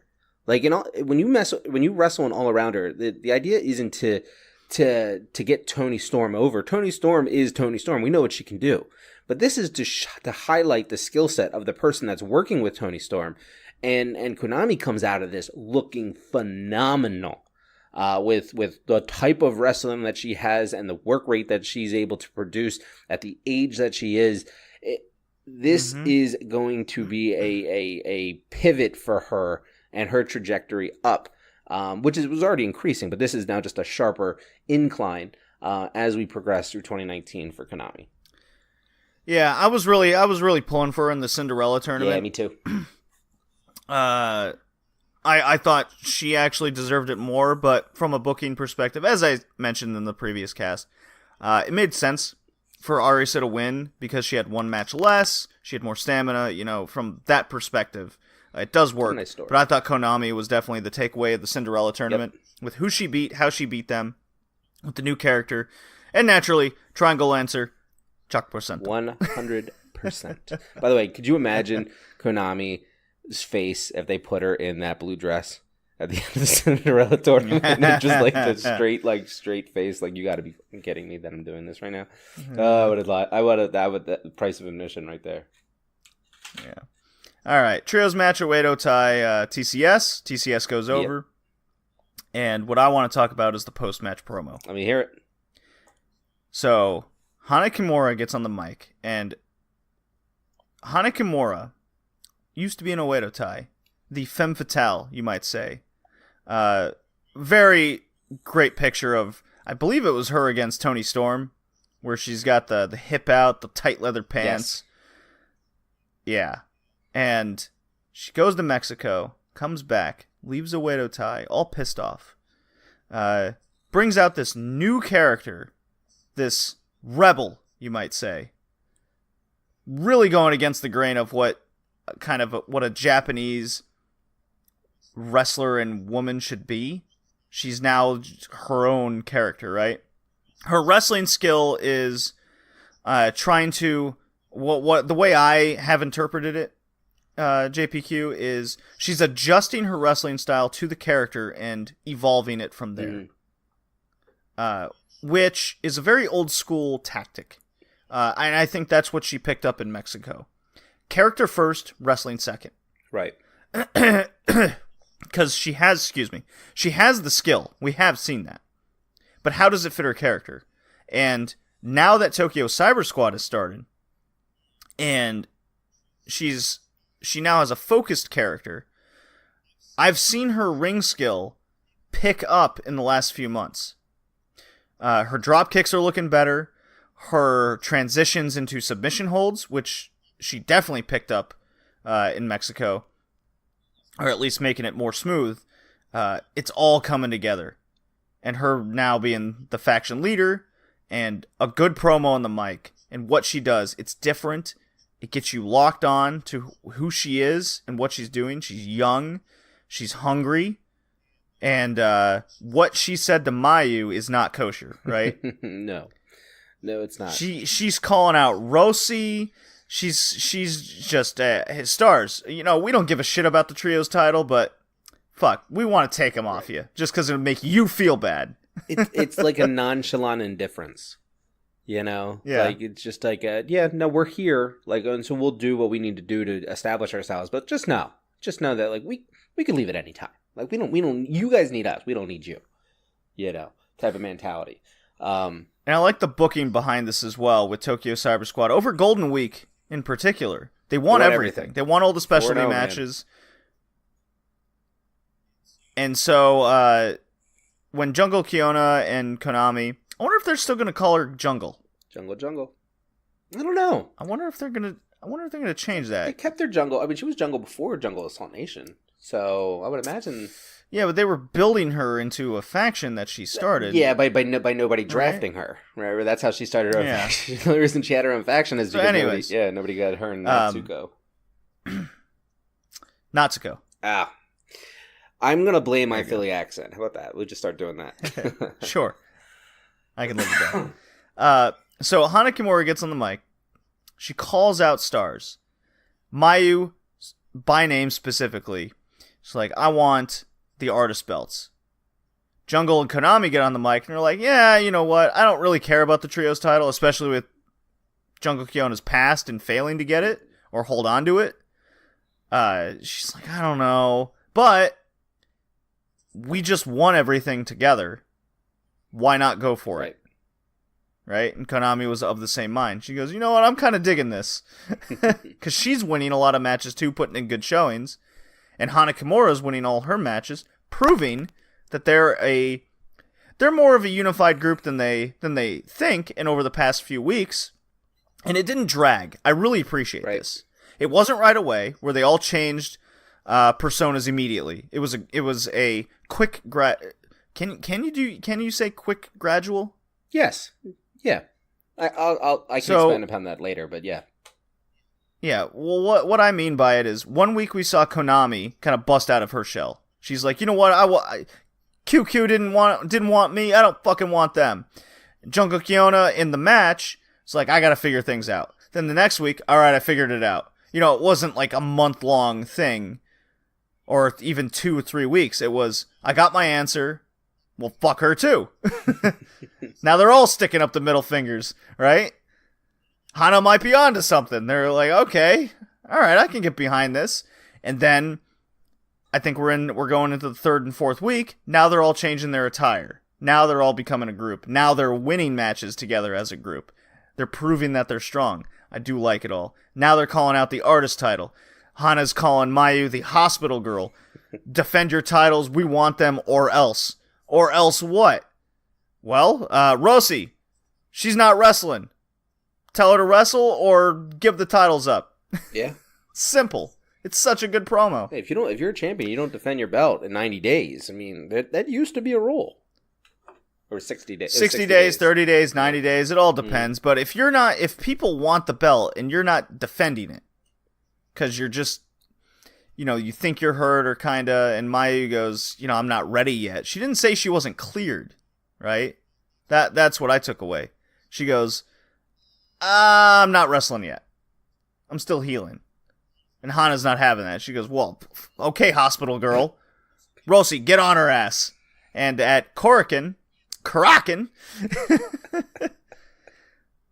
we're getting a series of matches here I'm really excited for. Huge matches. Yeah, we got, this happened on May 16th. We got Kagetsu Tony Storm, Artist of Stardom title match. We do have it. World of Stardom, Hazuki against Kagetsu, which I'm not quite sure why that or how that came to be. Maybe Hazuki in the past has a pinfall victory over B. Priestley? I would imagine. No. Hazuki eliminated her in the Cinderella tournament. Yeah, that's what it was. Yep. There you go. My God, that just clicked. And then the Wonder of Stardom title of Arisa cashing in her Cinderella tournament win victory, going after Momo, trying to break the streak. Which, a lot of wrestling fans are usually against this. Where if you win a tournament or a Rumble or a Battle Royal, you want to go for the top belt, right? Otherwise, why are you there? That's the mentality. I like how if another title is currently more prestigious than another, yes, we know the red belt is higher on the totem pole, but right now Momo has the record-breaking run, right? She's beaten everybody.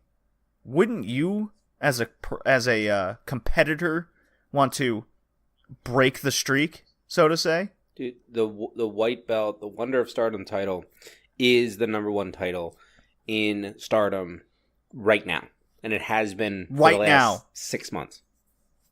Yeah. Yes, you would agree that the red belt is higher on the totem pole, but it's your championship. But it's not.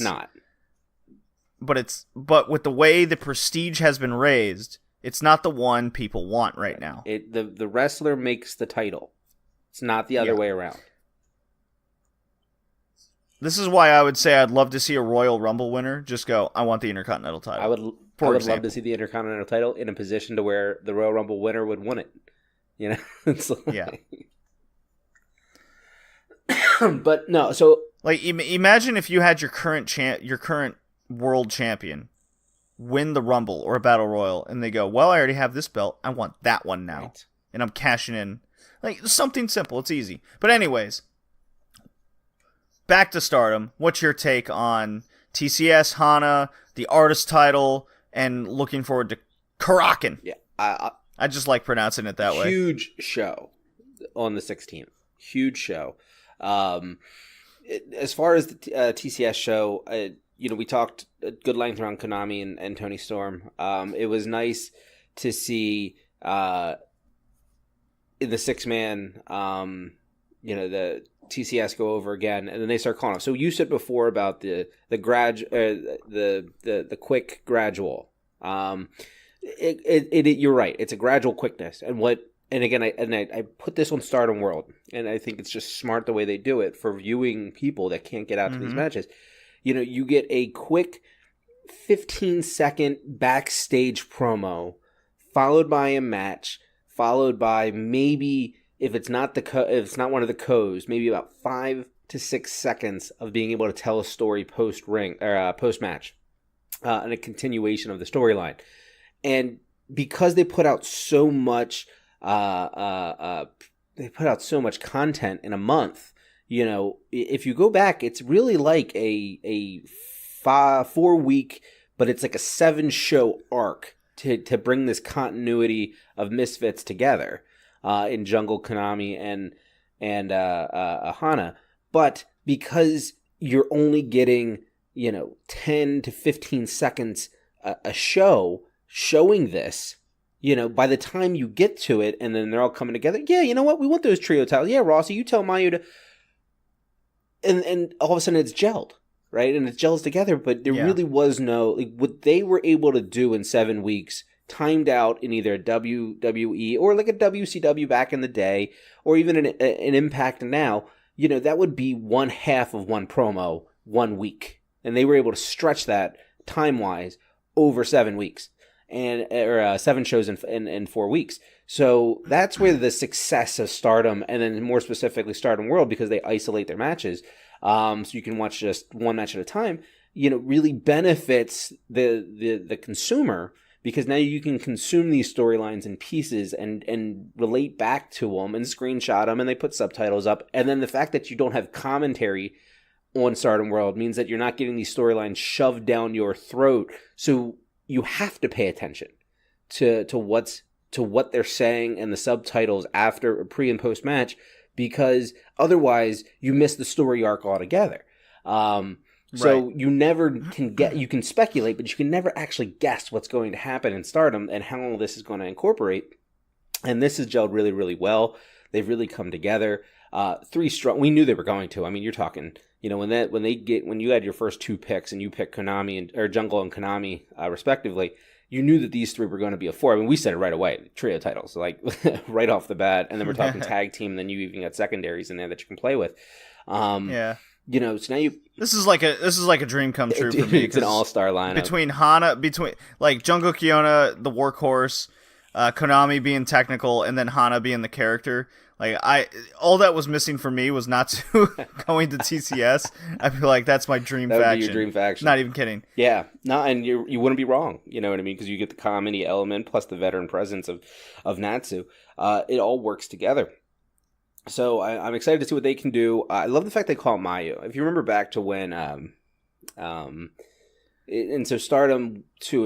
If you're a champion and you win, you can also call out your next opponent too. Whether it's respectful or not is really up to the storyline. But Momo and Utami beat somebody, probably Jungle and Natsuko or somebody, and they ended up calling out Mayu and Arisa. And Arisa was at the ring, and they're like, "Well, we don't want to talk to you." Like Mayu was in the back. I do and like it was that. like, "Oh, we want to talk to her." And so, there you're building 2 things. One, you're building the fact that there's going to be a title match, and that's exciting. And then the second part is like, you are the most important person in Stardom, Mayu Iwatani. Like, you are the standard bearer. You're the one that holds the flag with regards to representation, right? Momo's your ace. My dad's new favorite wrestler, by the way, is Mayu. Oh, nice. Yeah. That's a good one. I mean, again, she's energetic. She's fun. The confidence that she has. I mean, she had a great performance at NYC, by the way. Yeah, if you haven't listened to the podcast covering the trip to New York, I interviewed your dad. I interviewed my dad over the whole weekend, and he saw Okada, he saw Jay White, he saw Bobby Guns, the guy who smokes after his matches like he just had sex. He saw Joey Janela pop up. He saw all these people. Who does he take away? Mayu Iwatani. Goddamn right he does. I'm like, really? Because it's just so surprising. And he goes, she was the most athletic person and stood out to me the most. He was so upset when she lost to Kelly Klein at the G1. He just looks over to me. She sucks. I was like, I know. Look, it's Ring of Honor. You'll get used to it. Yeah, hopefully Ring of Honor. Hopefully Stardom cuts their ties from Ring of Honor. Yeah. That's. Although it was good for Stardom up through New York, so I'll give them all the credit in the world for that. Get your talent booked. Non-utilized. No, but at least they got the pre-show. I mean, I know that seems like small potatoes, but the fact that they got anything was good. Speaking to your Hana point, real quick. Remember, she was the ninja gimmick. Then she went to Mexico. Then she came back and she was part of Oedo Tai. Then it was ninja gimmick, Oedo Tai, Mexico, comes back. Then she's kind of got this electronica goth kind of look to her, like the people under the bridge in that viral video. Electronica goth. You know what I mean? That's And then she looks like an anime character to me. Totally warranted. And then she then switches it into this military-esque kind of form. But to your point, where you said that she's kind of the character and then she matches the moveset, right? Really, as I've watched her, and again, I might be fantasizing on this more, but I typically tend to do this. To me, what she's shown, because remember, she's second generation. Her mother started Oedo Tai, and so for her to progress from this ninja gimmick and then incorporate that with the heelish tactics of Oedo Tai and then take something away, to me, really what she's been doing is building her arsenal of what she can do in the ring, and she cleaned some things up in Mexico. I agree with you there. Although I got to go back and really watch. I've only watched a little bit of what she was doing in Mexico at the time, and then she comes back and then she's incorporating like the Oedo Tai style against Kagetsu and Oedo Tai the back half of last year, And then she incorporates. So then she becomes a fan favorite, and she's doing like the face stuff, smiling, and she's poppy, and she's coming out and she's dancing and she's working with Bobby Tyler, but she's still her in-ring work was still very heelish. You know what I mean? Like she hadn't compensated for that to the point. Then she went into a complete overhaul by going to that pink hair and blue, whatever that was, leotard that we saw in New York, but prior to New York as well. And then you kind of see her personality. She was very over in New York. Yeah, I called her the unicorn. That's like the that unicorn show, My Little Pony, whatever. Outfit that she was wearing, and she ran that for a little while to kind of cool off some of that heelish tactic, and now she's the leader of a faction, and she's smiley and poppy, and it's diverse, and everybody's included, and we don't turn anybody away, but at the same time, when we're in that ring, we're gonna mess some people up, you know what I mean? And so you see this progression over the course of the last couple years, minus all the character work she did in Wave and working with Asuka and things like that. Man, dude, it's why we like second generation wrestlers so much, and that for that third generations too. It's like because you get to build upon, you have a knowledge for the business that's unparalleled anybody entering it, and again, super young. She's going to be around a while. She's got a Western look. She's going to be stateside at some point, I would imagine, later in her career, whether that's WWE or AEW or running an indie circuit, who knows? But who knows what's in the future for wrestling in the States? But she will be at some point because she's very, she's got the look to succeed over here in that sense too. So, man, she's a 5-tool player through and through. Alrighty, so with that, I'm gonna play a drop here. We can move on to Boss J. Finally, lots of Stardom. I never talk Stardom enough, and this was a good time to really go in depth on a lot of things. And it does a lot for the future too. So, of what we see for the rest of 2019. All right, here we go.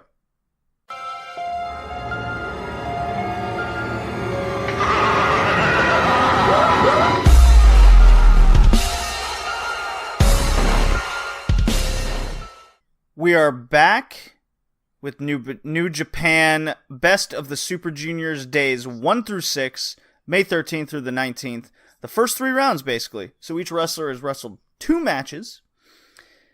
Still joined here with JPQ. Thank you for this very extended cast. We had a lot of Stardom to talk about, did we not? We did.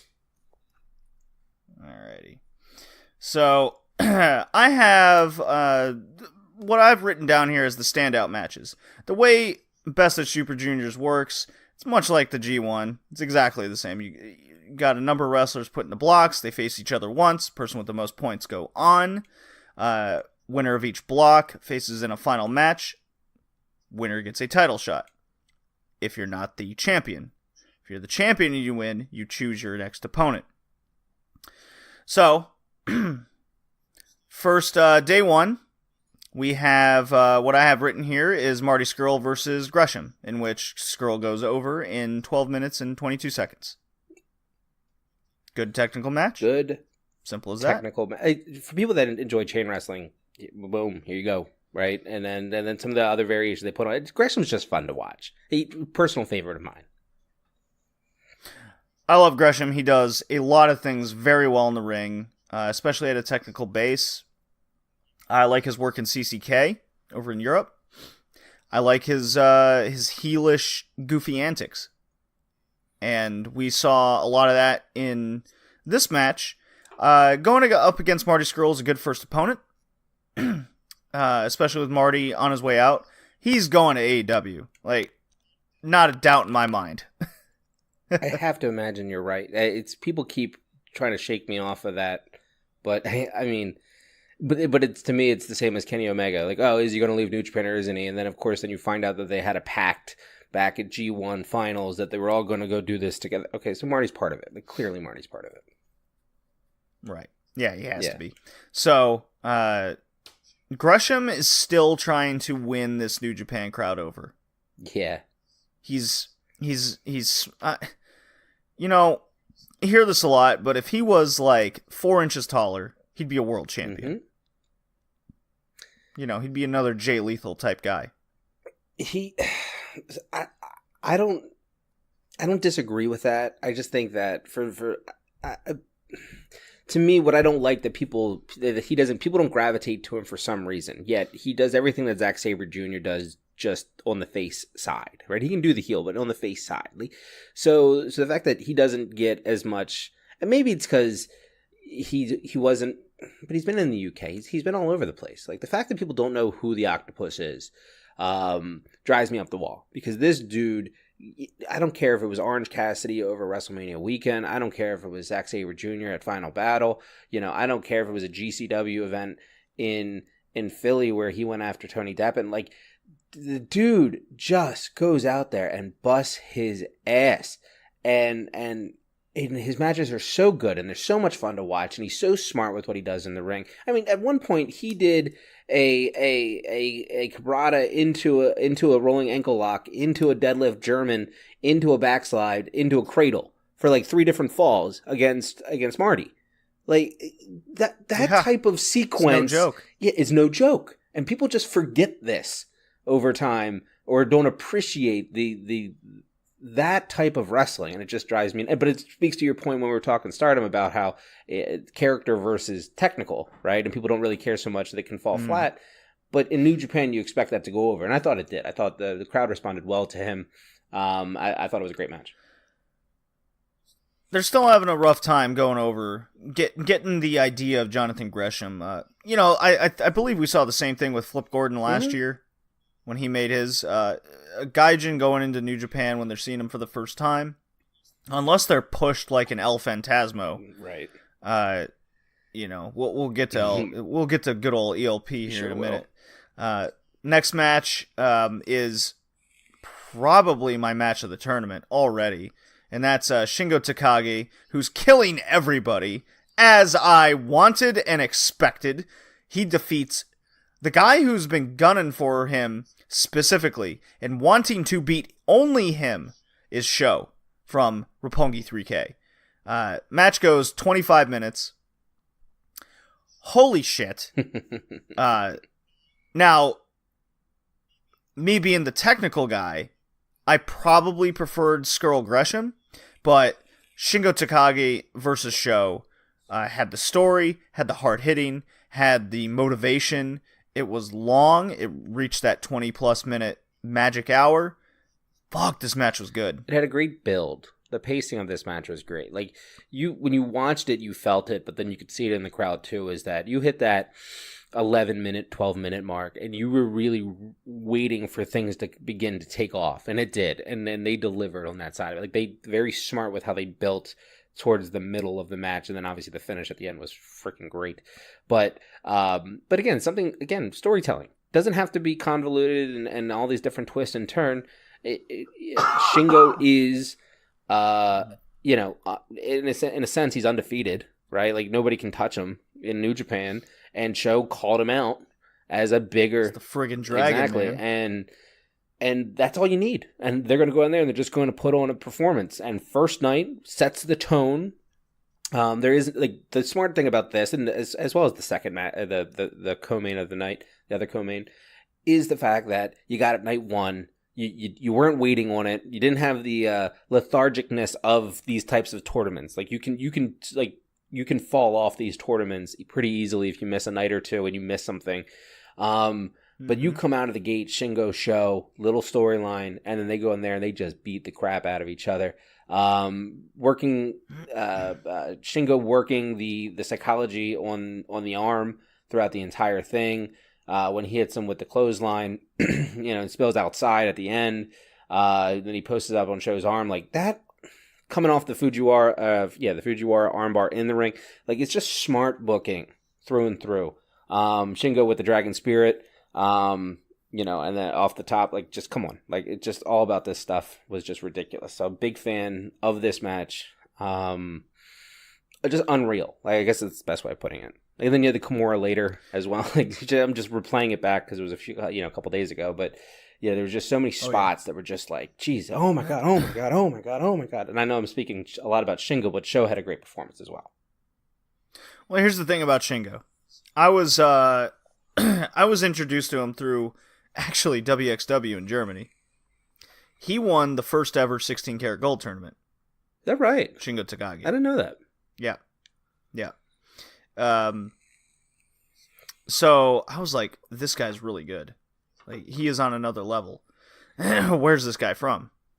And it wasn't until I looked into Dragon Gate, and I was like, oh my god, this guy's been Dragon Gate like ace, right?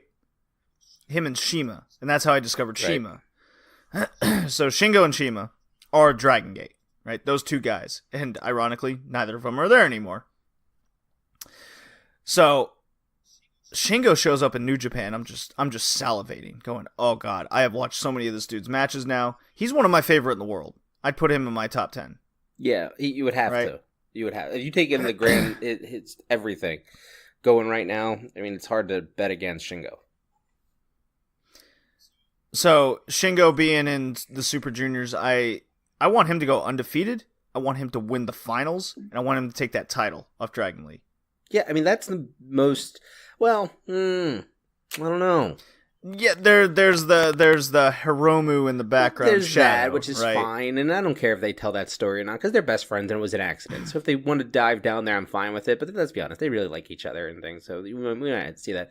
But then you got El Fantasma on the other side, so it's like. That's right. So, like, to me, it's like Shingo. Like, when you say that, like that, in New Japan, we typically tend to get conventional booking, whether they both run the table or not, which would be freaking awesome. And then they meet in the final for Dragon Lee. One or the other, it's like you're talking 1 and 1A right there. Like, just let those two go, because that's really the title match, and then whoever gets that gets to take the title off Dragon Lee at Dominion. So either way, we come out winners. Right. So Shingo has a knack for just excellent selling. He knows how to work a match and not fake an injury and then all of a sudden it's fine. He doesn't do that a lot. So when he hits a pumping bomber, his giant clothesline, and his arm's been worked all match, he can't just hit one of them, right? He's got to hit fucking 3 of them, and then it's effective because his arm's been worked all match, right? So it makes sense when Sho kicks out twice. Well, when you've seen him finish these matches before with the arm. When that sequence right before, so when I thought it was over, was what you're talking about, the sequence of he hit the German, he hit the pumping bomber, he gets 2, right? But then Shingo hits or follows up with the Nashigami, and then hits another pumping bomber, and I'm like, it's over. And then bang, kick out a 2 by Sho, and I'm just like, you gotta be kidding me! Like, this is gonna continue? And like that sequence alone got me. And then they went on, and then you got a third. It's all part of the it's sell, all part right? of the sell, right? And you think back to when the arm being, worked and all that, and just again, it makes sense. New Japan does that very well. They always have it, and Tanahashi built his career off that. Oh yeah. So Ishimori, Dragon Lee meet for a second time. They go 18 minutes and a half this time around. Ishimori, to me, predictably wins, since Dragon Lee has now beaten him twice, so Dragon Lee's the title match guy, Ishimori's the Boss J guy, is how I took this. Ishimori had an amazing showing in the last tournament, had one of the best Super Junior matches and finals of all time, in my opinion, and Ishimori goes over Dragon Lee pretty clean, and tough to follow that 25-minute barn burner that Takagi and Sho just did.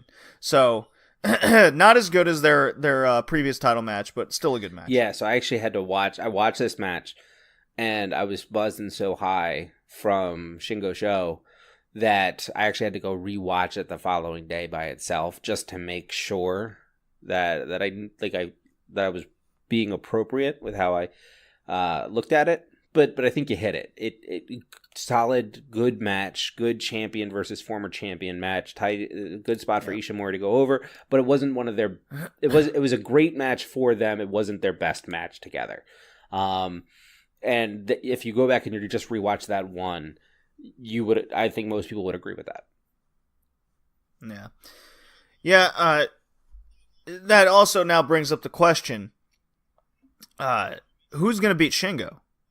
And for my money, now that Sho's gone, because he was the guy with the story that all he wanted to do was beat Shingo, My money's on Ishimori. Yeah, he's the only one. If there's going to be one guy to thwart him. Yeah, it has to be, right? I mean, Dragon Lee's probably not going to beat him. Just funny, the Noah ace beating the Dragon Gate ace. Oh, yeah. Look at that. I didn't even think about that. Yeah. I mean, Yep. is that, Of, you know, what's funny is that you look at that in New Japan. New Japan infighting, yeah. Yeah, I like that a lot. Noah versus... Yeah, I gotta watch more Noah. Noah's 50-50. Yeah, I know. But anyways. They got good performers out there. Yeah, they got more than All Japan, that's for sure. Poor Alex. Anyways, day 2. All I got here is the funky weapon, Mr. Butt style. Ryusuke Taguchi defeats Yo, and that went 20.5 minutes. Yeah, Ospreay has good matches. Bushi put in a good showing. Romero, but the dudes from Roppongi 3K, that includes Rocky Romero, but Sho and Yo specifically, they had a good coming out of party last year in Boss J.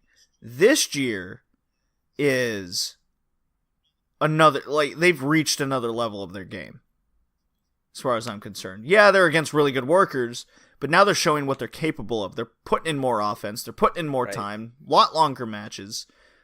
Now we know what they're capable of. They're showing that on the single side.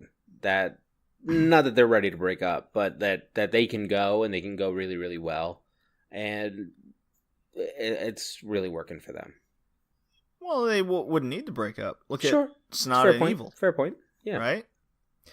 I never agree with this. Just because you're a tag team doesn't mean you have to break up or one guy turns face or heel, right? Yep. I never agree with that. Like this whole New Day thing, they need to break up. I go, why? They're still popular. Why can't, it's just like in Stardom with Queen's Quest. Just go for a title. What's the big deal? Wouldn't it be more intriguing to see some support for once? Yeah. I mean, yeah, I agree wholeheartedly with all of that.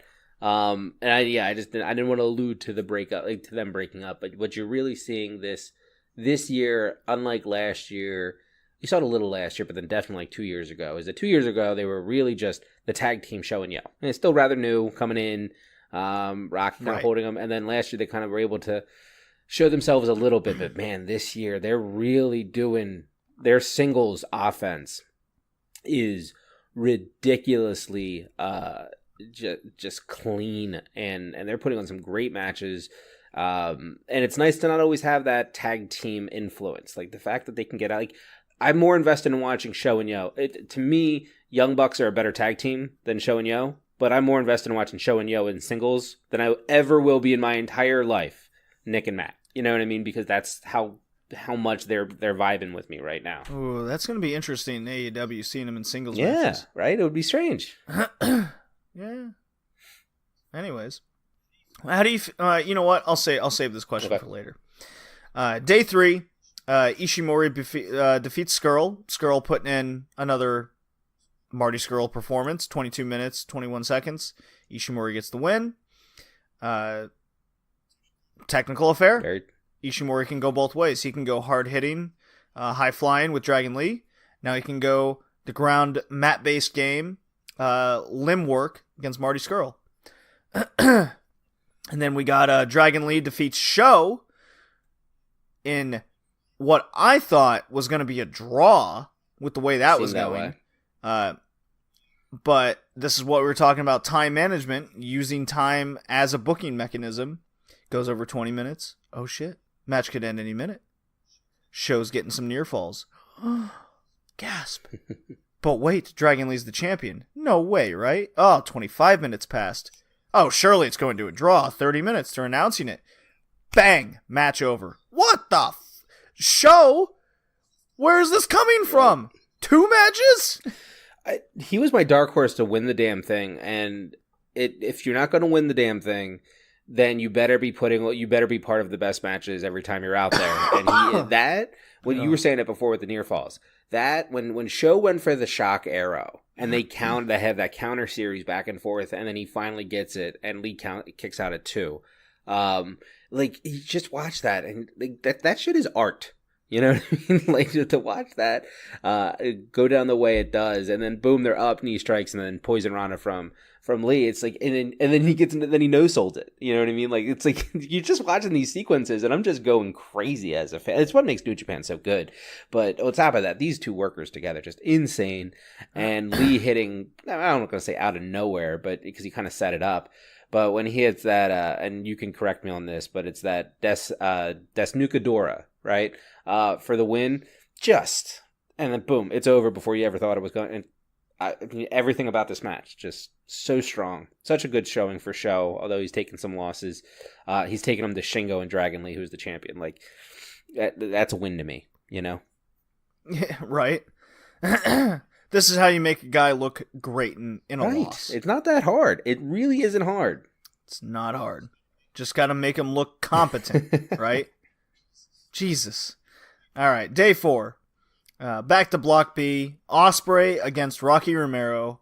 A match I had no idea I was going to love as much as I did. The match went 25 minutes, almost 26. Like, Rocky Romero is putting on, 4-star matches right now. Like, you got to be kidding me. Unbelievable. Wrestling Observer Radio gave it 4.5. Did they really? Nice. Yeah, this Ospreay Romero match. I can totally see why. Totally. No issues with that. Rocky Romero being the innovator of sneaky style, not afraid to cheat and be proud of it. Nothing wrong with that, I suppose. Using all the rules to your advantage, and being a face at it these days.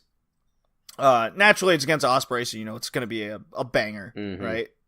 I don't think I've ever seen a bad Ospreay match in my life. No. I maybe once when he first saw a wrestling ring, but by the second time he was put on pretty consistent matches. But that second match, it was at least 4 stars. But Rocky Romero not doing the sneaky style against Ospreay. Starts out slow, and then it was just two guys from Chaos going against each other, trying to be the better man. And Rocky Romero being the veteran, coming in against Ospreay, working limbs, knowing his style. Two guys know each other very well. It was a good face-to-face match. Pun intended. No, but you're right. This match is a good example of what these tournaments can be. You would look at this and you would say it's easy to sit there and say Shingo should win every match, and it should be Dragon Lee's the champion and he should be towards the top of the tier. And then Ospreay, I mean, coming off open weight, coming off Best of Super Juniors 2 years ago, coming off multiple junior championships, like then the hype around him, God, he should run the table or at least be close to it. And it's just like, but then you have these matches, and sometimes it's like Yano, and there's some fun stuff in the G1 and whatnot, but sure. But then you have something like this where you just have a crafty veteran get in there, and he's going to teach that hot up and comer, that don't overthink it, don't oversell yourself. Like this old dog's still got tricks. And coming out of this, Ospreay's better for it because now this is something he can add to his arsenal, right? This is a storyline that then now the crafty veteran is imprinting on the young Ospreay, another element of wrestling for you to consider, because now you just took a loss from me. And these are what these are supposed to do. You know what I mean? Like these types of matches, these types of tournaments, that's what's supposed to happen. And this was a perfect spot for it.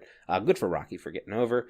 And then more importantly, it'll be interesting to see how Ospreay utilizes this learning, the education from this moving forward through the rest of the tournament. So great storytelling elements here. Good for Romero. Yeah, and this is what I like about New Japan top 3, right? One of my top 3 reasons why I love New Japan over many other promotions out there, including my beloved WXW. The treatment of their veterans is next level. Whether they're old and beaten down, your Tenzans, your Nakanishis, your Nagatas, right?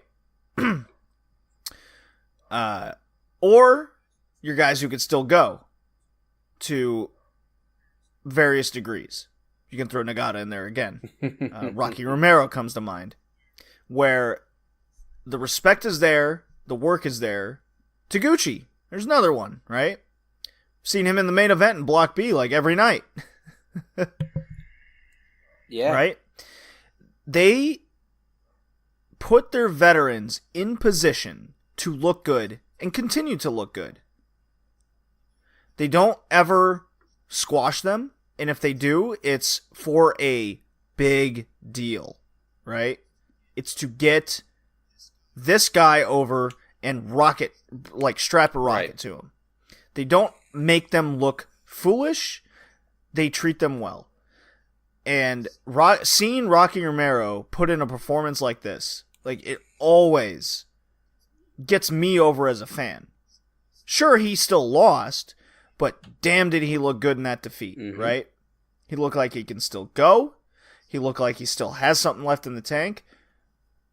And going up against a guy like Will Ospreay only makes him look better. It just elevates that fact, right? It brings some legitimacy to anything that he does the rest of the year. Right. So, Taguchi defeats Doki, or Doki? Doki? Dookie, which is unfortunate. Well, I mean, for Western That's people, very true. Sure. Yeah. If I can speak on Taguchi real quick, I love the fact that they're putting him back in a spot of prominence. He's been kind of playing in that comedy card for the last couple of years, and I get that that's part of the gimmick. Like, that's one side of him. But, I mean, this dude, for how long, has been taken seriously as a BOS, or as a Super Junior champion. He, Apollo 55 with Prince Devitt a few years back. Like, this dude is a Hall of Famer in not just in New Japan, but in the world of wrestling.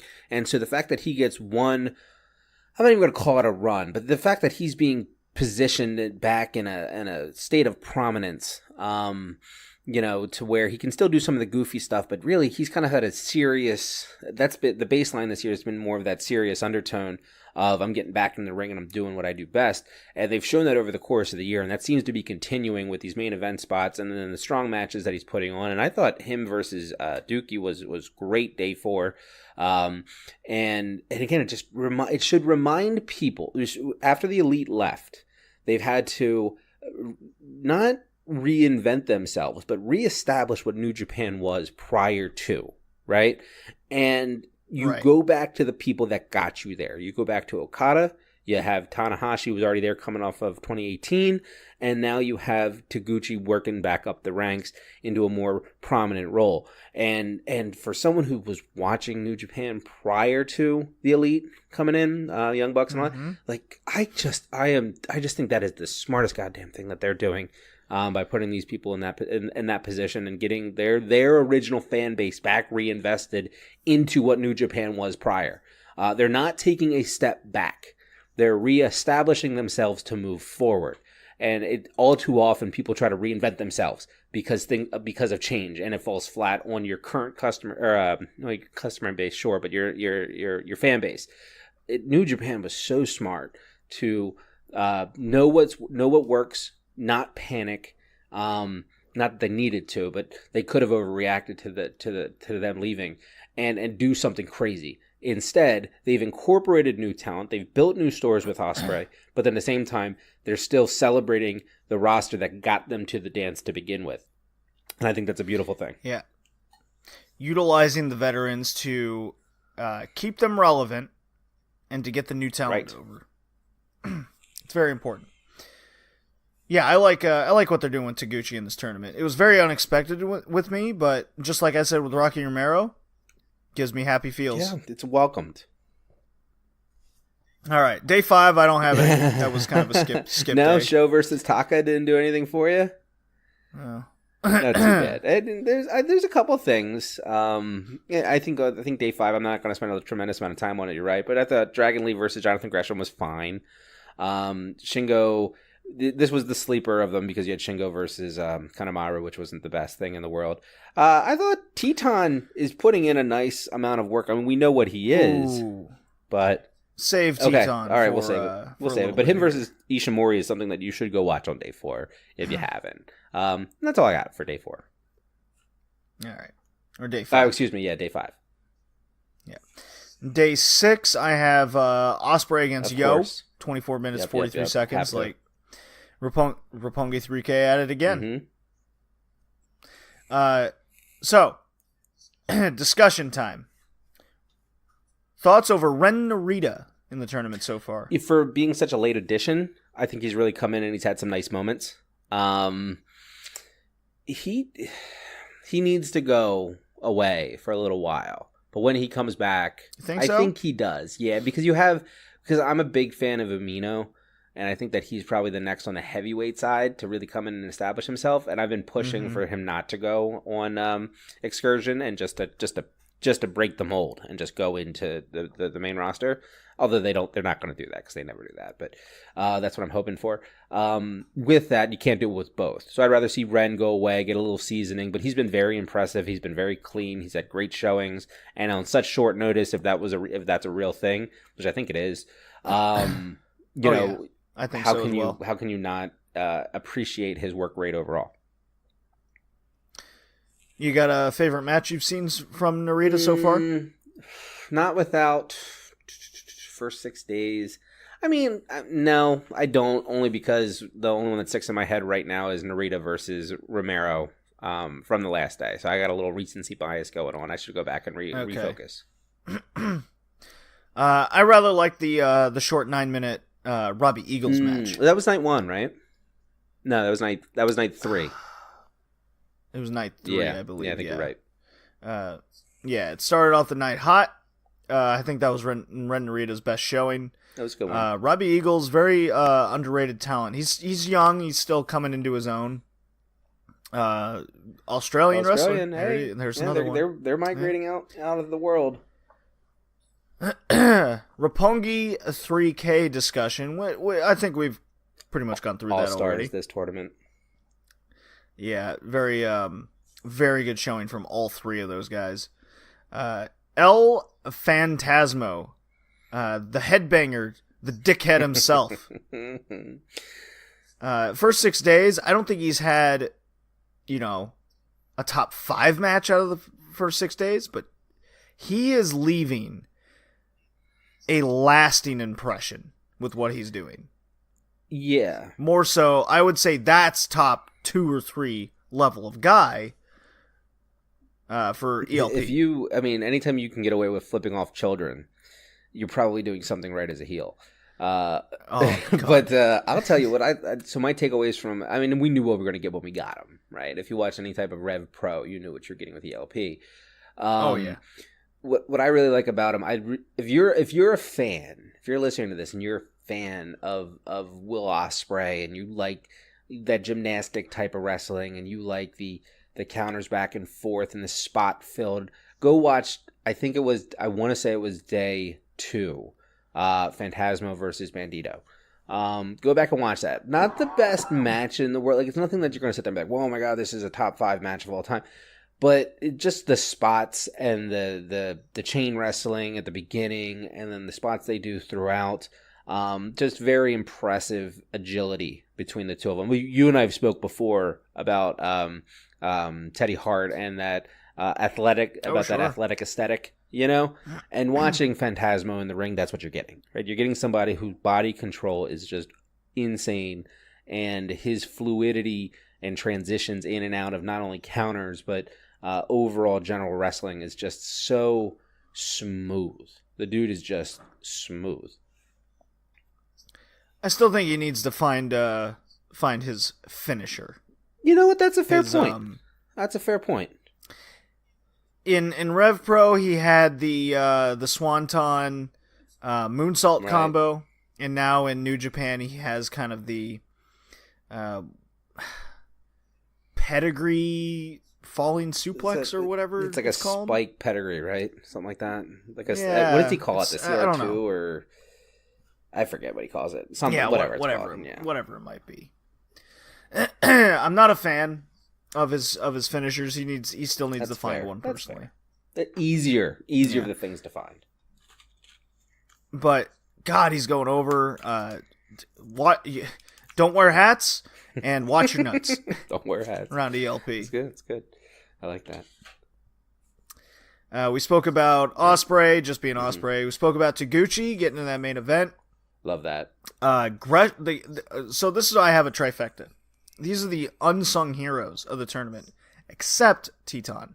I'll get into him in a second.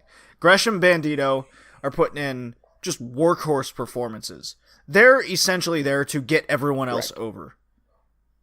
And it's incredible what they're doing from that mat-based level. These are your, to be timely and celebrating now 20 years of Owen Hart's death. Not of him dying, but just Rest in peace. Of who he was, his career. What was Owen Hart really good at doing? Getting people over with his style. And to me, the Owen Hart Awards go to Gresham and Bandito. I like that. And I think you're right. I think you're spot on. Now, Teton is supposed to be in that category, but he has had some... I don't know whether he's going through jet lag or he's off a little bit, but he's been missing a lot of spots. He's been less fluid in the ring than I've ever seen him before. I don't know if he's ever put in this much work, because with each match after another, he's getting more sloppy. Right. Yeah, and I hope that trend doesn't continue with him. I think jet lag would be interesting. Time zone change would be interesting to see if he can really turn around the back half of this from a clean perspective. Because he hasn't worked in Japan since 2016. He did the it's been a while. It's been a while, and he was always an undercard guy. Again, he was a guy that would come in and get beat up and leave, and that's fine. You need those too. And when he was over, I don't think it was the last, I think it was both 2016, but I think he was part of the not Super Juniors, but the junior tag format back then, and maybe he was a little bit more protected. I forget who he was tagging with. It's been 3 years now, but that was the last time I saw him over in New Japan. So maybe it's just a little ring rust from jet lag. It'll be interesting. If not, that's a little more concerning. Because he's better than he I think he's had some great matches. I think he's had some great spots. I think he's, we know what we're getting with him. He's a fantastic talent. He is, and he literally comes over to collect the paycheck, which, hey, send me to Japan anytime and pay me. More than happy to go. We know why he's there, and if he can get some good quality wins and he can shore up some of his spots, he will be remembered in this tournament. Maybe. Again, he's having a good tournament from a work rate, but yes, he is missing some things right now that you and I aren't accustomed to him missing. Yeah, it's but he'd be in that Bandito Gresham category. Yes. Ishimori, I think he's destined for second place to Shingo in Block A. Dragon Lee, I think, is going to end up tying with Ishimori. Okay, I'm okay with that. I'm expecting a better Dragon. I'm expecting a better Dragon Lee the second half, to be honest with you. I know that he's sitting okay in the standings, and I certainly don't expect him to win the damn thing. But he's got 4 points. He has 2 wins through 6 nights. Hold on, excuse me. But typically with these, the champion comes on hot at the end to bring some intrigue to it. So where he finishes second with Ishimori, I could see Ishimori takes a fun loss. Hopefully to Gresham or Sho. It would be nice to see Sho get a win over a previous champion. And Dragon Lee begin to continue going through it. We haven't seen what Dragon Lee. If you're new to Dragon Lee based off of because you were interested in Best of Super Juniors. This dude is about to show you his catalog of skill set, and we haven't seen it yet. Now, with that said, he doesn't have to worry about Ishimori anymore. He doesn't have to worry about Shingo. Did him and Shingo go yet? No, maybe not in the first 6 days. Right. So we got that teaser there. we're going to see a lot of Dragon Lee soon, and then you'll be pleasantly surprised if you're not familiar with who he is. The back half. Dragon Lee versus the Dragon. Yeah, yeah, right. That sells itself. Well, what's Dragon Lee's always been over with the crowd, but what's getting him even more over in this tournament is all his Shibata mannerisms and moves that he's doing. For those that don't know, Shibata is Dragon Lee's heroes. He's on record with saying that. And he's paying a lot of homage and respect to who Shibata is and how he's impacted Dragon Lee and how he performs in the ring. From Indian style, sitting in the middle of the ring, cross-armed, looking at the dude, just baiting him to hit him. The running drop kicks into the corners. Everything. And anytime he does that, you just know the crowd is immediately on his side. So he's one of those guys. And then last but not least, Shingo. We discussed him.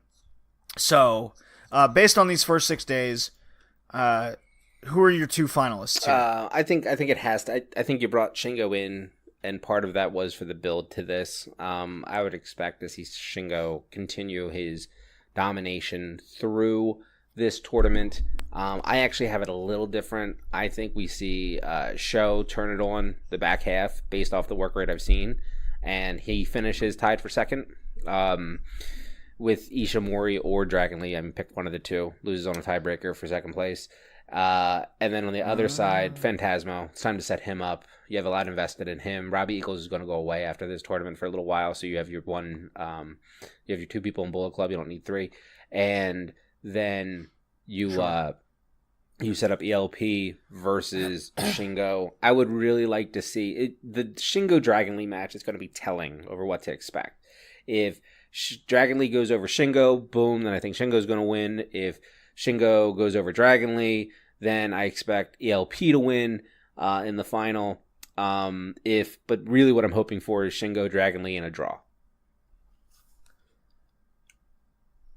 Shingo, Dragon Lee, draw. All right, set up a little intrigue going Well, into the...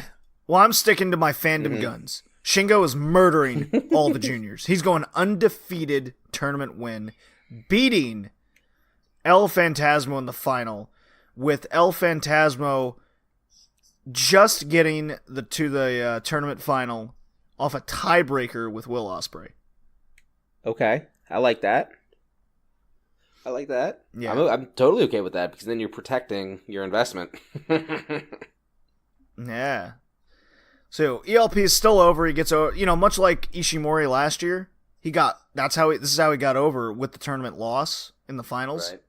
But damn, did he look good getting there. That's what I see ELP doing. Just getting one of those shock losses at some point, and then tying with Ospreay. He has to, right? He has to lose to somebody. That's the thing about New Japan is anybody can lose at any given time, right? It's just how the tournament pans out. But I don't see Shingo losing. I think he's too good, too big, too damn good. Say that twice. He's gonna murder somebody. I would agree. In a good 100%. way. In a good way. I think he's going over Dragon Lee. I think that'll be a 25-minute match. Has to be. That is. I mean, Shingo Sho was so good. So it's tough from... The one that scares me the most is definitely the Ishimori match, more than Dragon Lee.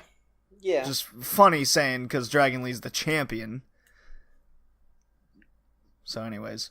Well, JPQ, this is a time for you to put yourself over. We've been here 2 hours discussing probably our two favorite promotions currently. Definitely our two favorite. And the fact that we kept it under 3 is impressive, because I definitely thought we would be going on a marathon here.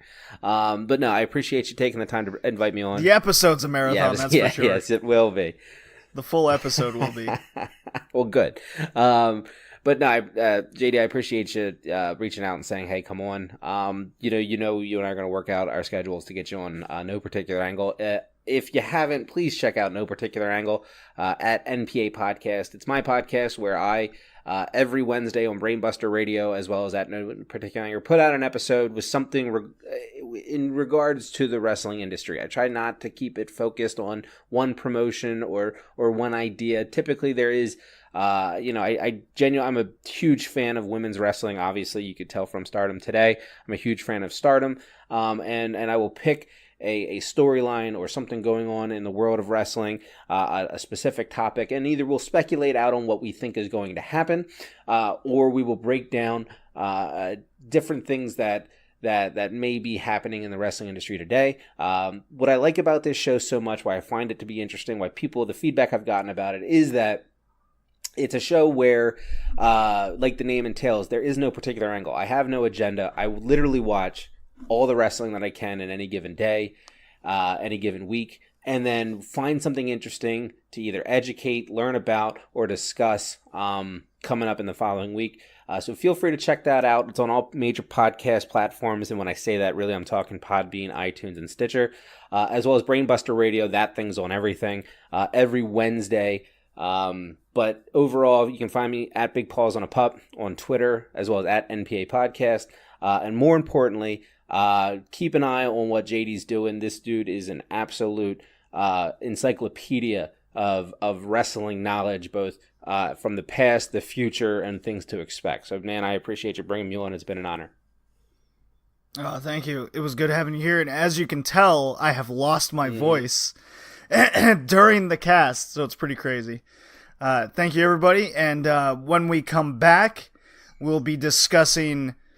we got a 5-star iTunes review and WCW Nitro, the first episode after the Great American Bash in 1998, headlined by, you're going to have to find out, won't you?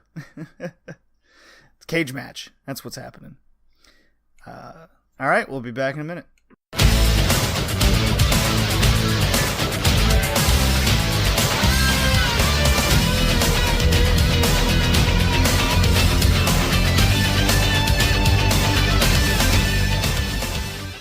All right, we are back. Oh, I hope you.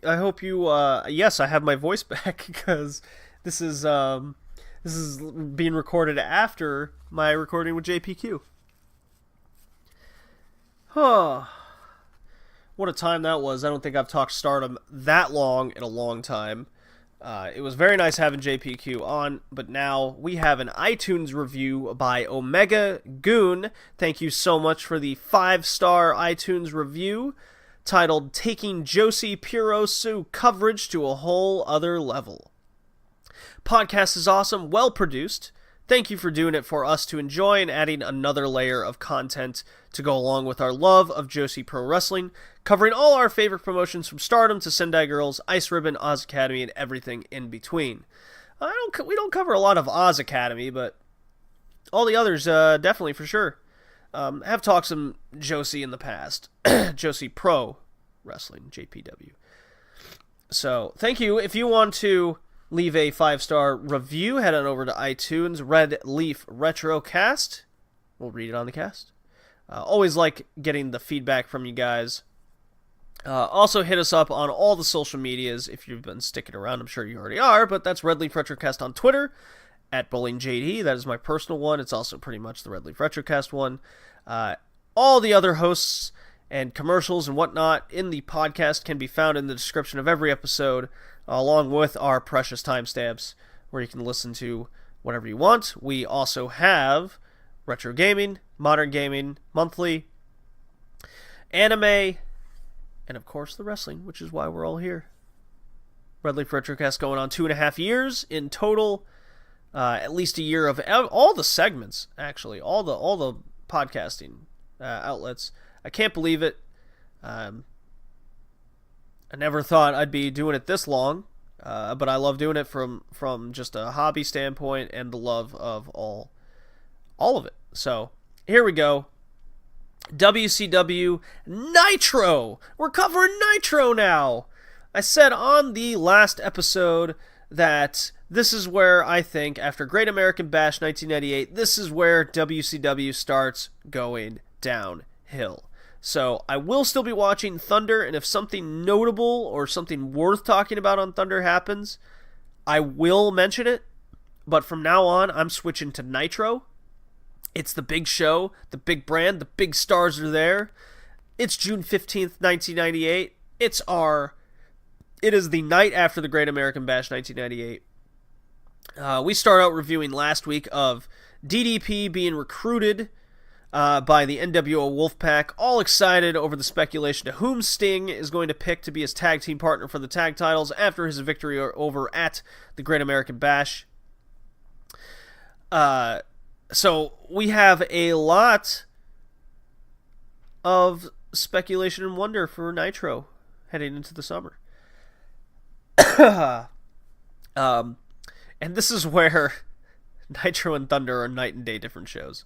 Thunder is pretty, and this is good that I covered Thunder for half a year in that time, because Thunder was strictly a wrestling show. It was the B show. It felt like a B show. It had the B stars, the C stars, the D stars, right? You'd occasionally get an A star on there. But Nitro, I mean, hell, we're starting out here. We got 3 Nitro girls dancing off to this extremely hot Nitro music, and we're all from New York City. Half-naked girls. It feels like the 90s, right? Macho Man Randy Savage and Mean Gene start off in the ring. Macho Man calls out to Commissioner Roddy Piper to make a steel cage match tonight against DDP. Why?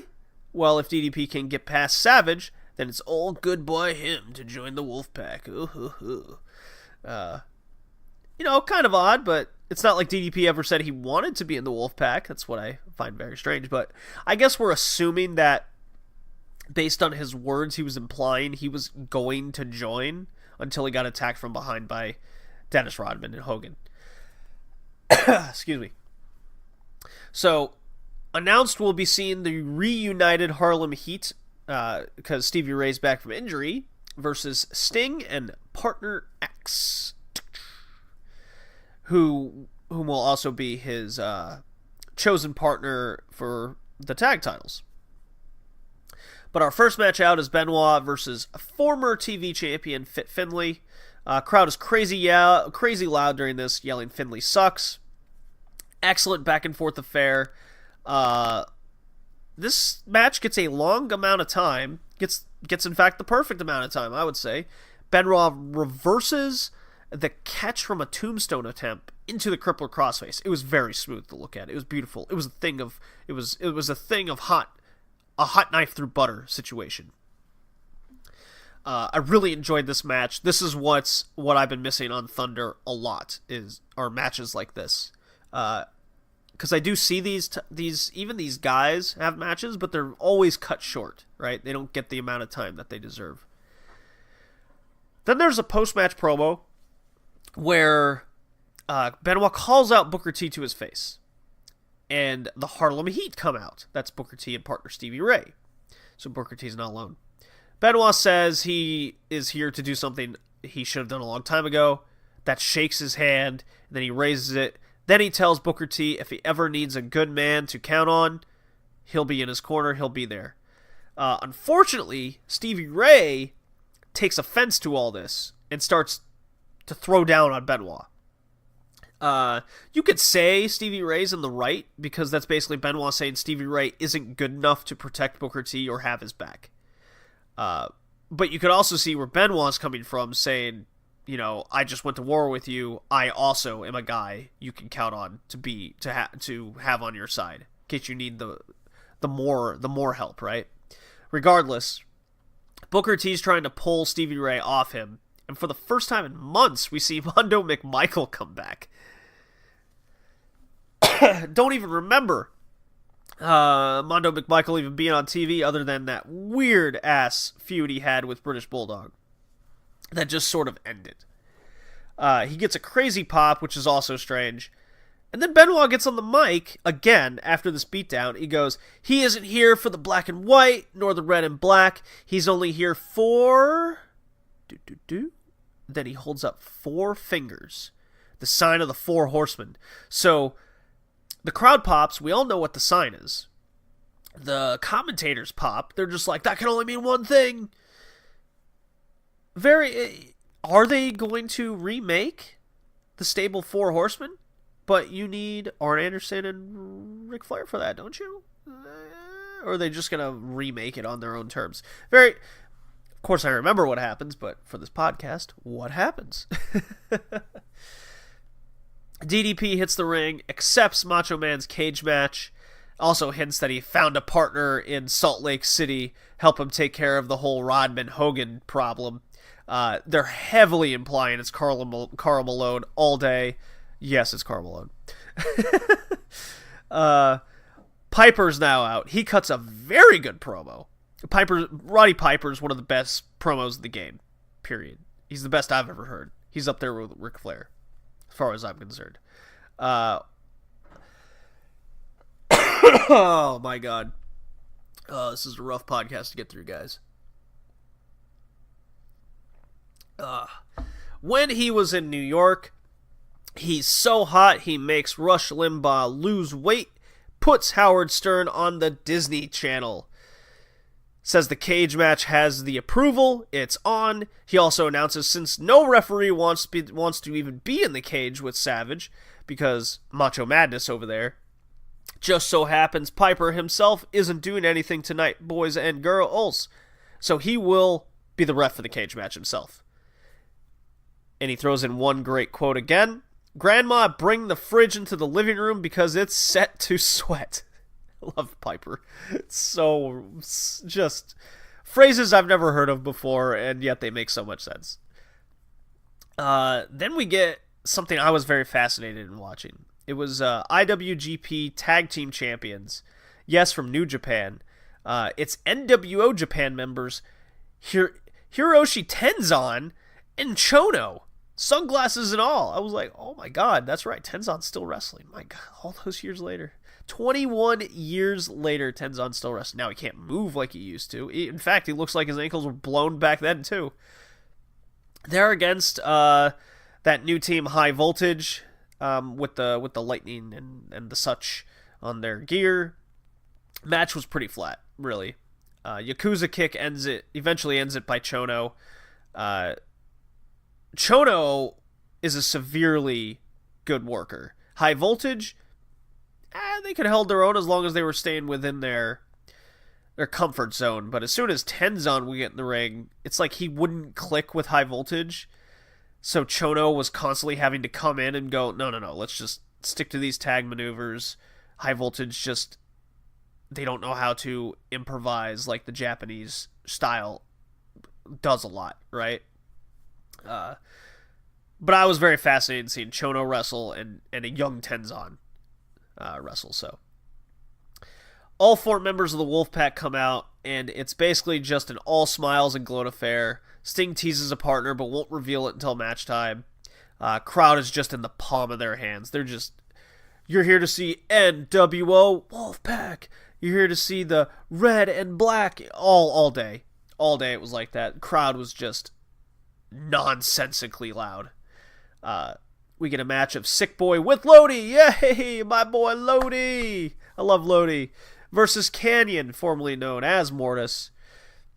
Simple match, not much to it. Canyon wins via the flatliner. Lodi's sign said Sick Boy coming to a clinic near you, so not one of his best signs, but did catch my attention at least. Canyon continues his winning ways. WCW seems very high on Chris Canyon over here. Still taking out the flock. So Chris Hennig and Rick Rude come out to cut a promo over Goldberg because they did so well at the Bash. Then they go into how you'll never see Hennig swerve the Black and White nor Rude. They talk about all the swerves Hennig has done. He's like, I was joining the Four Horsemen, swerve them. Then I joined the Red and Black, swerve them. I've always been black and white. I'll never swerve you. Then him and Rude look back and forth at each other awkwardly. They look at the camera, look at them. They do it 3 times. It was quite funny. So it's like they clearly don't trust each other because they swerved so many times at this point. Oh, I love those characters. God, I wish Rick Rude didn't get hurt so early, but he kind of milked it. I'm sure he could have kept wrestling. But anyways. One of my favorite segments of the night is right here. J.J. Dillon and Mean Gene come out to admit that the victor at the Great American Bash was indeed Chris Jericho. He is the new Cruiserweight Champion. However, there's an understanding that he defends the belt within 30 days and against Dean Malenko. Ho, ho, ho! Hold on, JoJo Dillon. Chris Jericho gloats. He gloats some more. And he says he knows all the rules because he went to the Library of Congress to find the NWA stipulated rules. He says, yes, I do have to defend the title in 30 days, but no, I don't have to defend against Dean Malenko. There's nothing that says he has to do that. And then he goes, Dean Malenko is in fact a loser, just like his dear old dad. And upon saying that, Dean Malenko just storms from the crowd, pounces on Jericho like a freaking cheetah on its prey. They fight to the parking lot until two guys hold Malenko back, and Jericho just runs away up the parking lot. I love this segment. It was easily my favorite of the entire night. Then we get a squash match. Really bring the crowd down.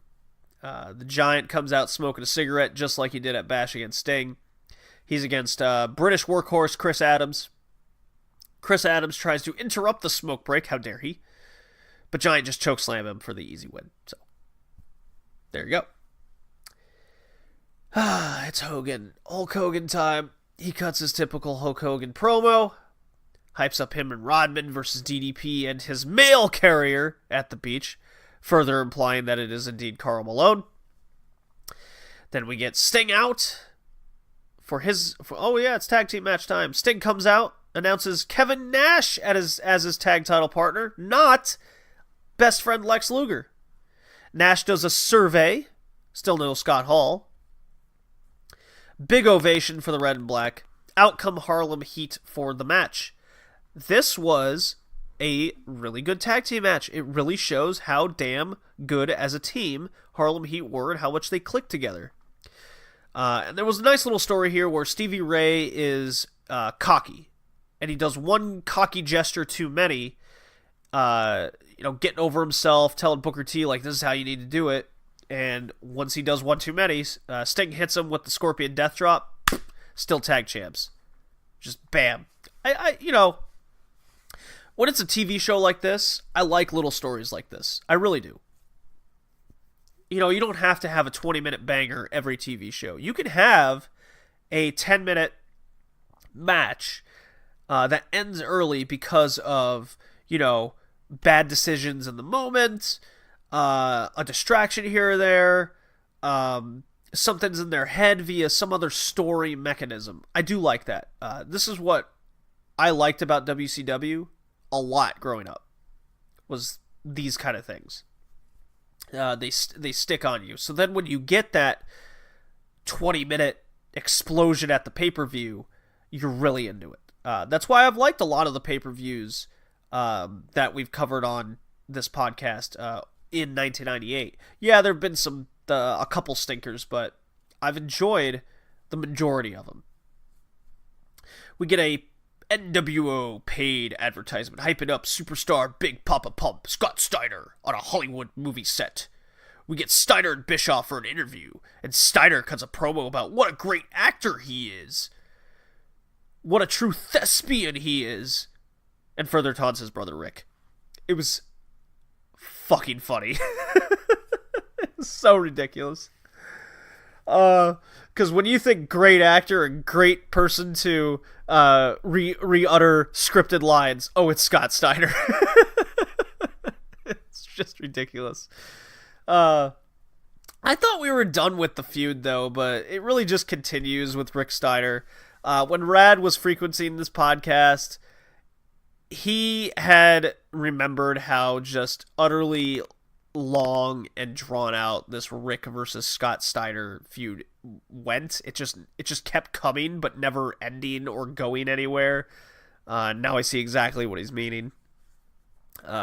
Just want to say, I vastly prefer Bobby Heenan on commentary over Larry Zbyszko. Larry Zbyszko is in the first hour of Nitro.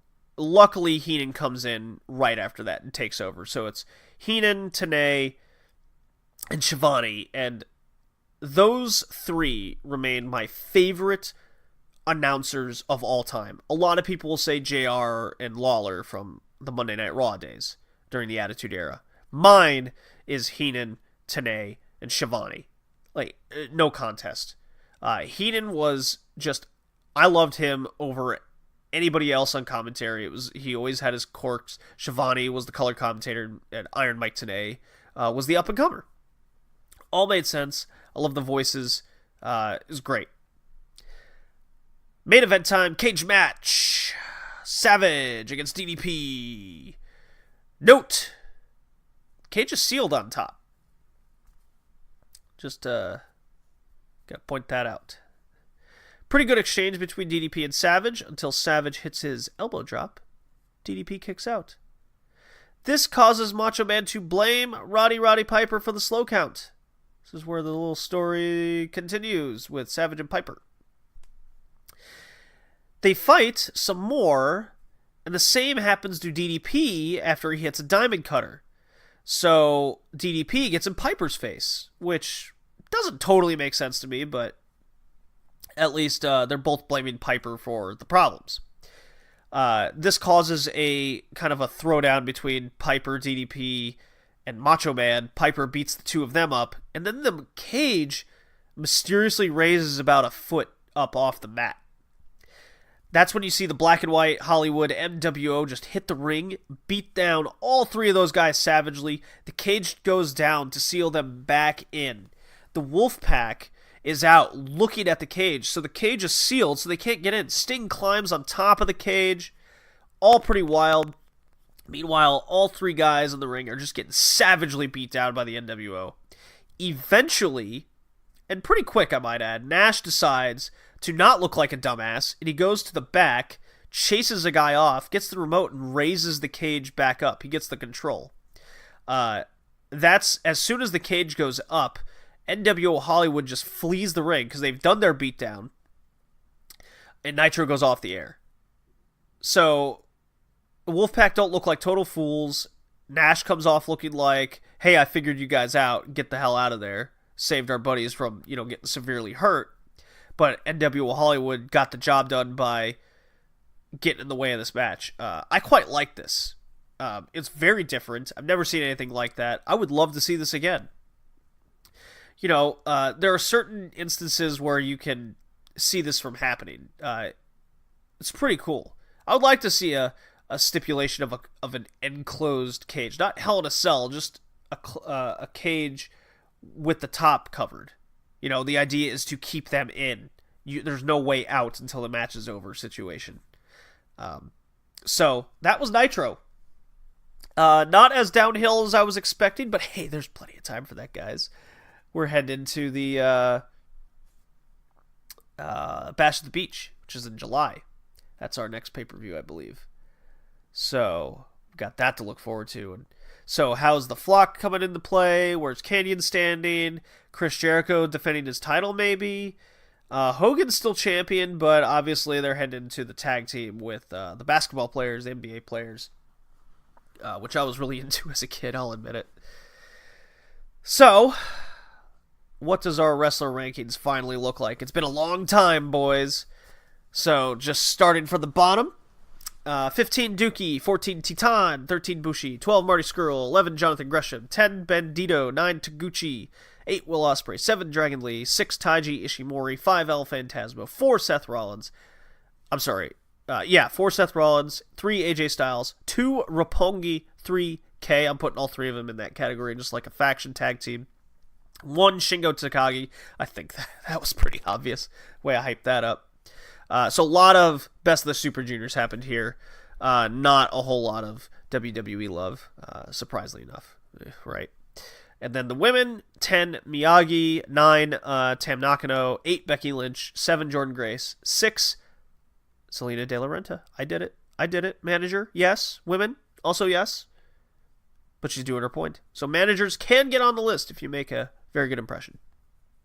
I'm trying to get more promo work into these rankings as well, because that's a big part of wrestling. 5 Momo Watanabe, 4 Kagetsu, 3 Tony Storm, 2 Bailey, 1 B Priestley. So I'm very much looking forward to the next episode covering Super Strong Style 16 for Progress, WXW True Colors, more Best of the Super Juniors, Stardom at Korakuen Hall, and AEW Double or Nothing. So those are your big, and Dragon Gate. So we got 6 pay-per-views plus our weekly wrestling still. So we got a big show coming up that you'll probably see in the next week. So there you go. I hope you guys enjoyed. We'll see you next time.